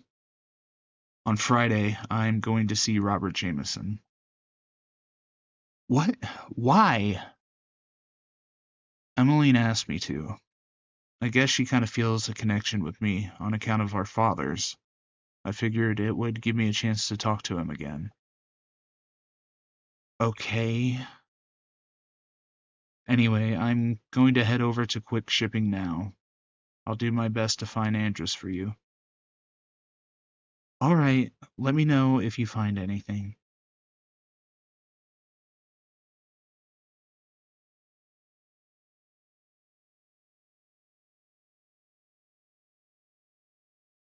Hi, good afternoon. I was wondering if you could help me with something. Hey, you're that lawyer. John Rockford, what's your name? Tom Cole. Really nice to meet you. Look, Tom, I'm not here as a lawyer today, but I need your help. I'm looking for an old friend of my father's. Is there a guy that comes in here regularly, Latino, real tall, big, strong? He'd be in here to check one of those post office boxes, number 470205. Is he involved in something illegal? No, he is just someone I'm looking for. Well, I might know who you're talking about. Yeah, older guy, about 60? No, the one I'm thinking of is younger. Late 20s, maybe. I don't recall seeing anyone that old that fits that description.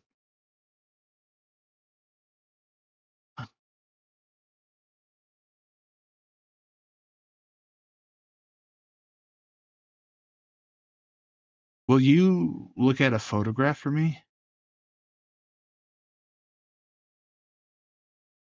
I think that's the guy. Looks like him anyway. How often does he come in? I couldn't say, not that often. All right, listen. I need you to do something for me. I'm going to leave you my number, and I need you to call me as soon as you see this guy again, all right? And if you can, keep him here until I can get here. Well, I don't know. I don't want to do anything illegal. Shouldn't we have like a warrant or something? Tom, this isn't John Rockford the lawyer asking for this. Right now I'm just asking for a favor, one man to another. But I promise you there is nothing illegal about this. All I want you to do is call me if you see this guy again. We don't need a warrant for that. Look, I'm gonna give you $200 cash right now, okay? Do we have a deal? $200? Yeah, we got a deal.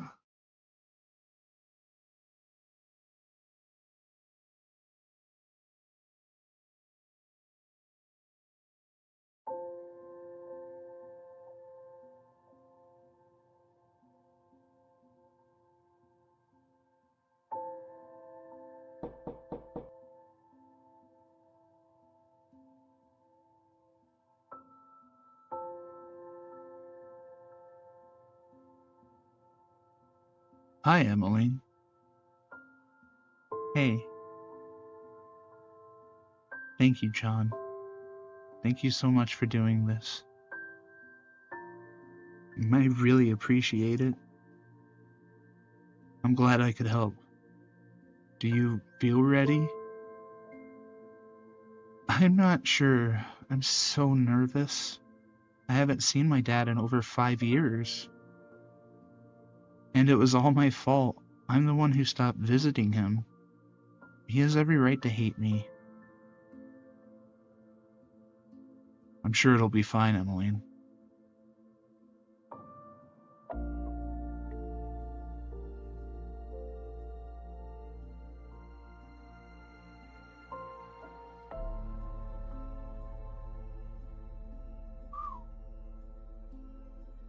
Hey, baby girl. What you doing, girl? Hey, you look very pretty. Damn, girl, you looking fine. Hey, come over here so I can look at you. Looking good, girl. Hey, Blondie. Hey, come over here and sit on my face. Looking hella good. I'll be seeing you, girl. Dick up, bitch.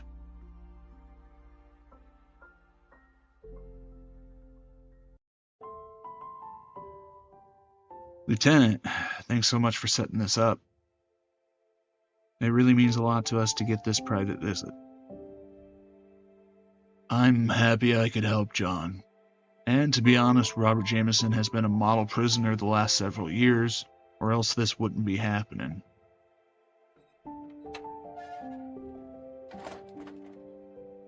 Hello, Robert. John? Let's uncuff him. John, I'm not sure I can help you any more than I already have. You're not here to see me. Go on in.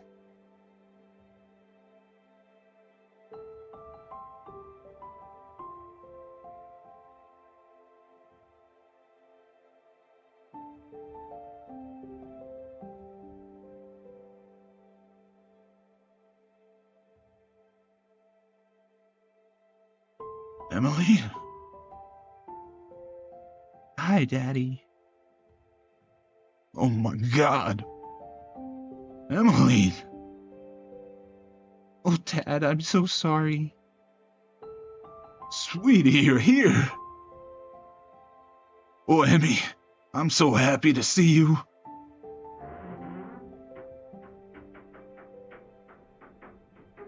I'm sorry. Don't cry, please don't cry. I'm so sorry, Dad. No, you're here. It's all that matters. I love you. I love you, Dad. I love you so much.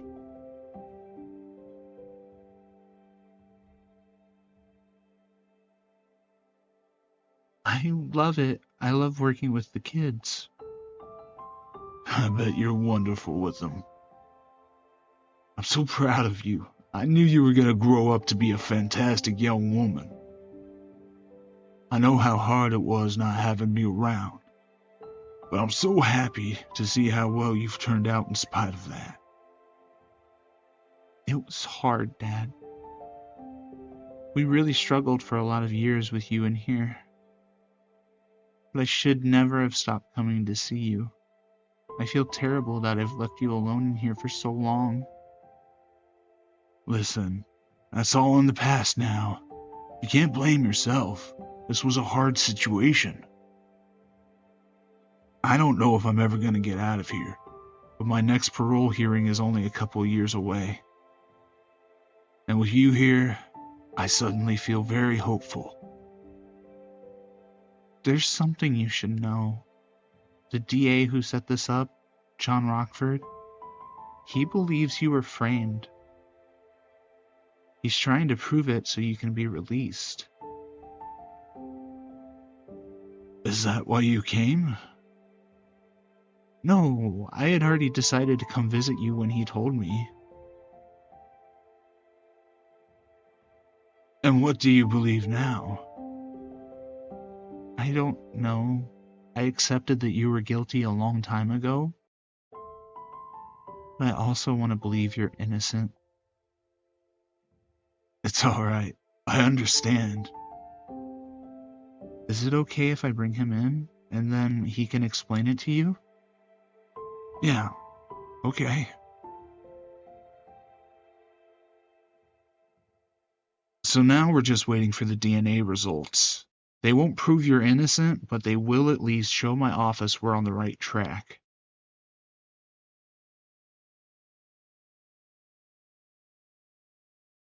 And when do you expect those? I was hoping to have them before I talk to you, but any day now.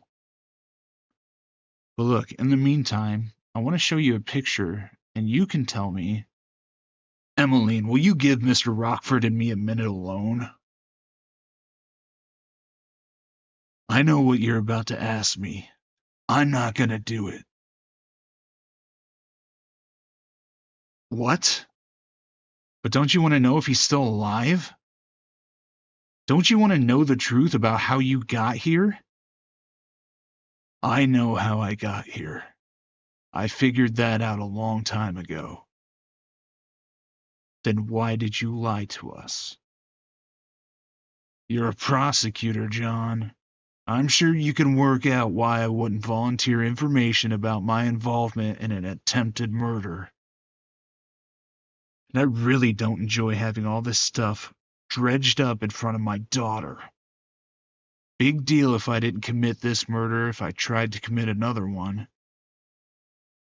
Robert, I am trying to get you out. Look, I really appreciate the work that you're putting in here. I am very grateful to you for getting me this visit with Emmeline. And I'll be in your debt if you can prove I didn't kill Rachel Cross. But I can't help you do it.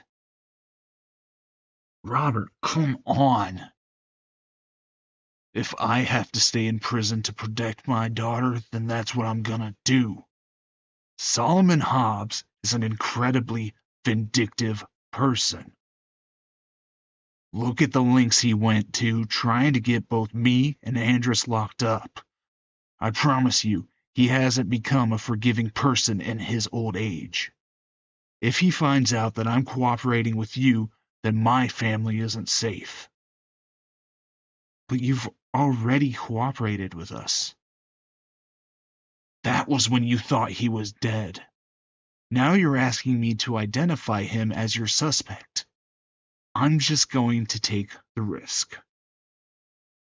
We'll protect your family. We can relocate them somewhere. That wouldn't be fair to them. And anyway, you couldn't keep them safe. Not from him. You guys are killing me. I'm not even on this fucking case anymore. Why am I the only one who seems to give a shit about putting my own goddamn father in prison? I'm sorry about Amy Mall and Rachel Cross. I'd really like to bring Solomon Hobbs to justice. But those women are still going to be dead. And I have to protect my women.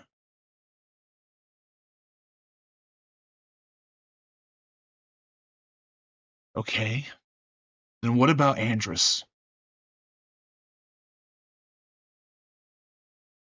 What about him? Didn't you contact him after my last visit with you? Yeah, I sent him a letter. I just gave him a heads up about your investigation, that's all. He's not going to help you. Why not? He's part of something, okay? He's busy. He's still with the orcs. The orcs are still operating.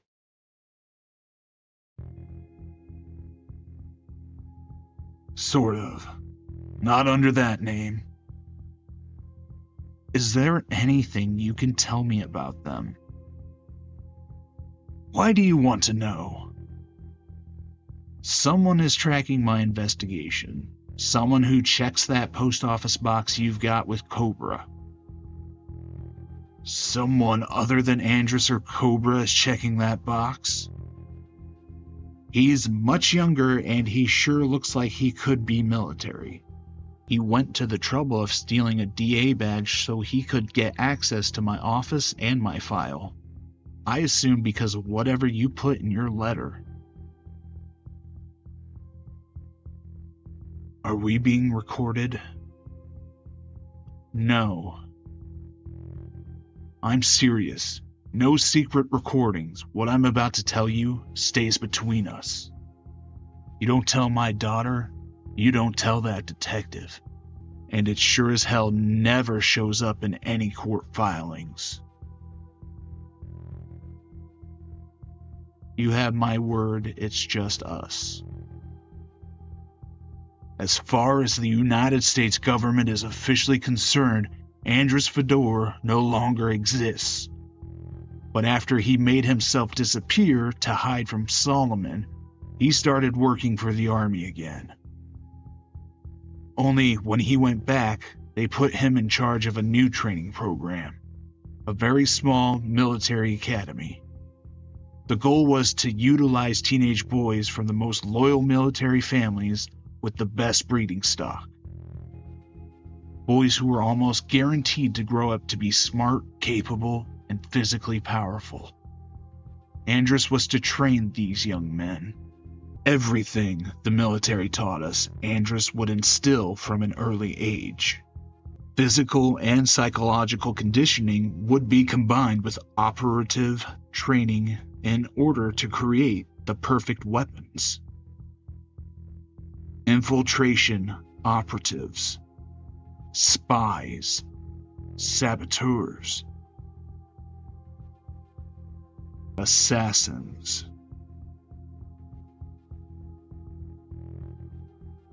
The orcs weren't a combat operations team. You were an assassination team. It's shit that you think only exists in the movies. This is the United States. The kind of thing is antithetical to the whole reason for this country's existence. What we did defending this country's values. By acting outside of those values, we made America safer. Frankly, I don't give a damn if you approve of our methods. I never did anything expecting a thank you or an attaboy. I did it because I believed it made the world a safer place. And how did that work out for Rachel Cross and Amy Mall and Jamina Fedor? No wonder my father turned out to be a psychotic serial killer. That's what he was trained to do.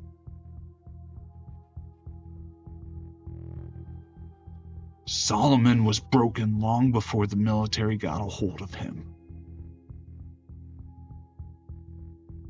Understand me clearly, John. I have no regrets about the things I did in service of my country. I'm a man who lives with his choices. Is it fucked up that out of all of us, I'm the one who ends up sitting in prison? Yeah, it is. But I've made the world a better, safer place to live in for everyone else. I'll ride into hell on a high horse and spit right in the devil's eye.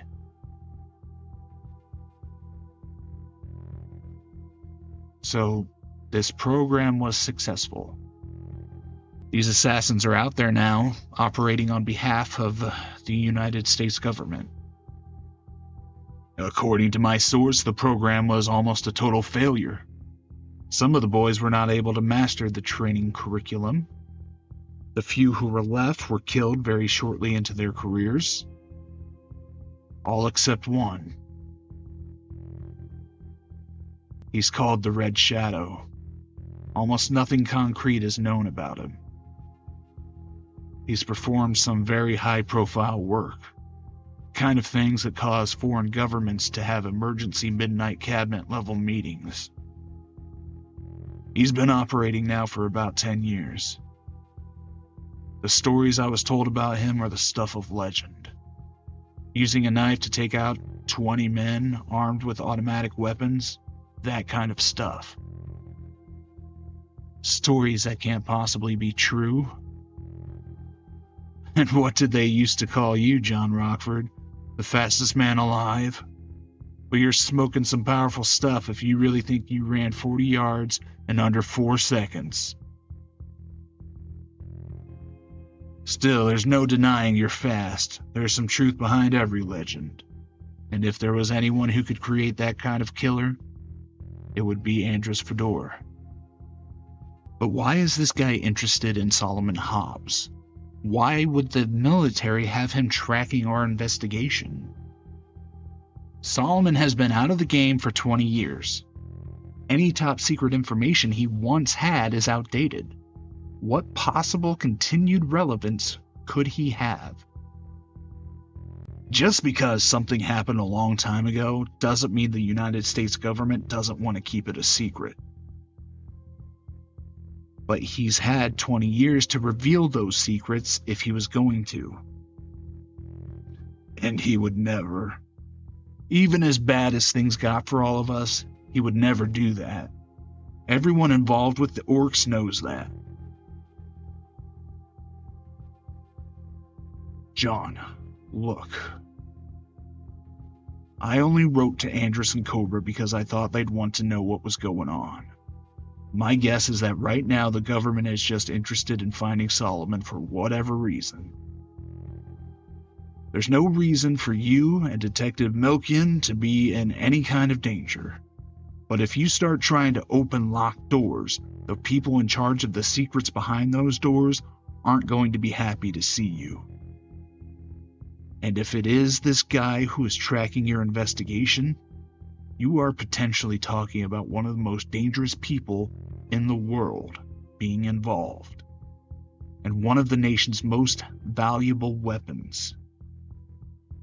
If you threaten to expose that, it doesn't matter whose son you are. You will be killed, and it will look like you just had an unfortunate accident.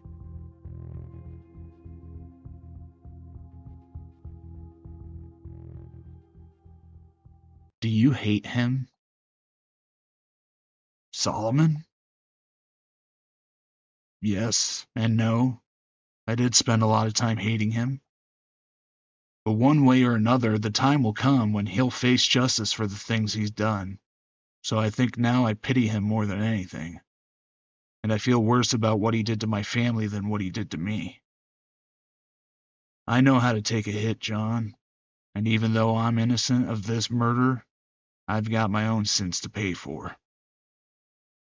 But Emmeline and Christine, they didn't deserve to go through this. My family was.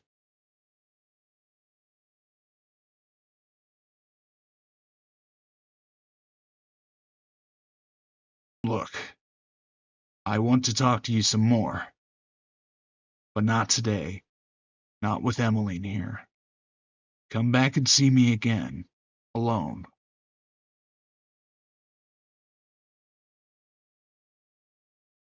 I'll come back, I promise. I can't wait.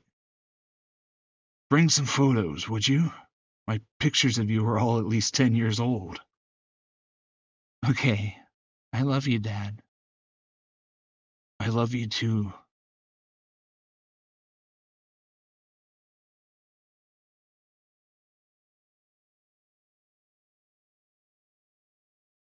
Thank you, John. I was so nervous I couldn't have done this without you. Sure, it's no problem. You've been so good to me. I know I've asked you for a lot over the past few weeks, but you've been really kind and patient with me. I'm happy to help. Come on, I'll get you home so you can get ready for whatever exciting weekend you have planned. Oh, yeah, right, like my weekends are anything to get excited about.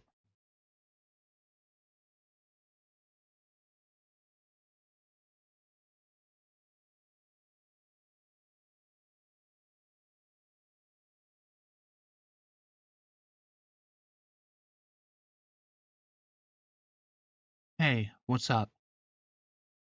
It's end of the workday on Friday. I'm hoping you just haven't had a chance to call me yet.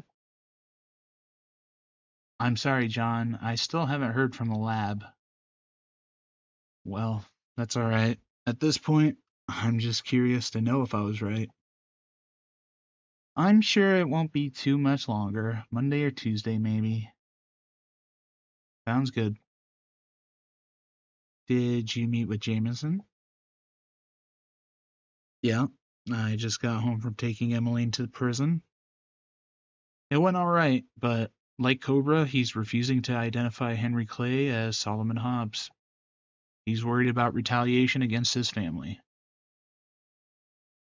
I'm not sure I can blame either of them, but that is very disappointing.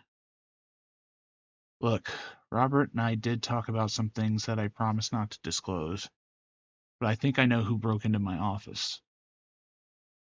Who? I don't know his name, but I'm pretty sure he's military, and he's got a connection to Andrus because he's got access to that postal box. Why is the military still interested in Solomon Hobbs? That's the latest mystery. Well, maybe this guy isn't acting for the military. Maybe it's personal. Maybe he's got his own grudge against Solomon. He has pissed off a lot of people.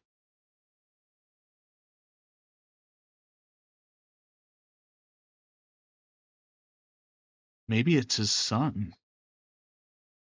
Whose son? Andrus's son. Remember the photograph of Emmeline playing with the little boy?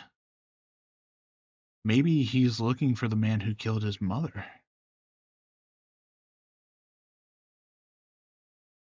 Andrus trained boys from the most loyal military families with the best breeding stock.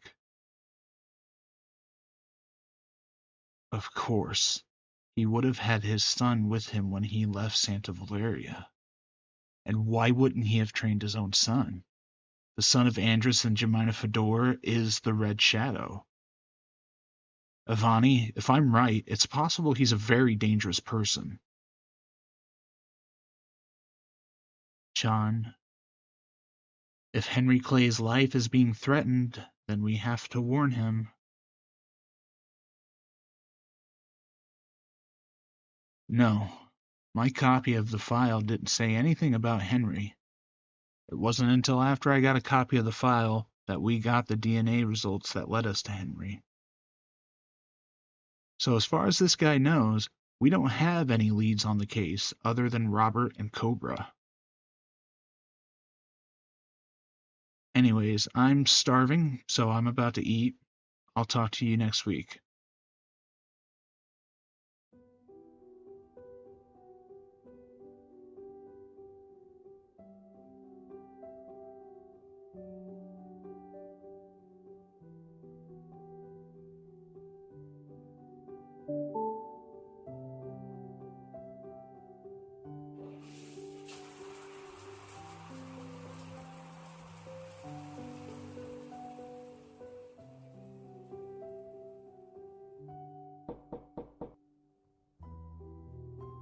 Seriously? Again?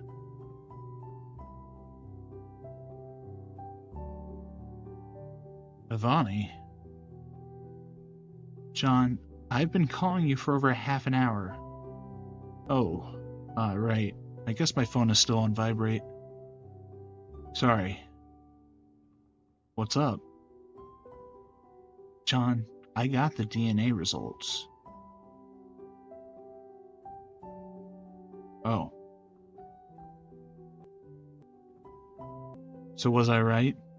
Is Henry Clay my father? No. What? Are you kidding me? These last 2 weeks I've been... That's not... God, I was so sure that Henry Clay was Solomon Hobbs. It just fits. How could I have been wrong? No, John, that's not what I'm saying. I'm not saying Henry Clay isn't Solomon Hobbs. He probably is. What? You're not... What I'm saying is that Solomon Hobbs is not your father. Are you fucking kidding me?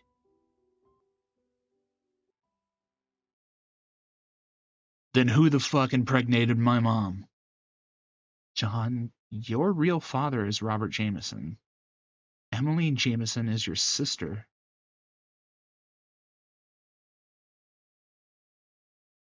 Well, shit. Such a killer, a weapon at heart. Slay the sinner, break them apart. Sometimes justice isn't enough. Sometimes the monsters call your bluff. Just keep in mind, if they do the crime, they'll pay in blood or with time.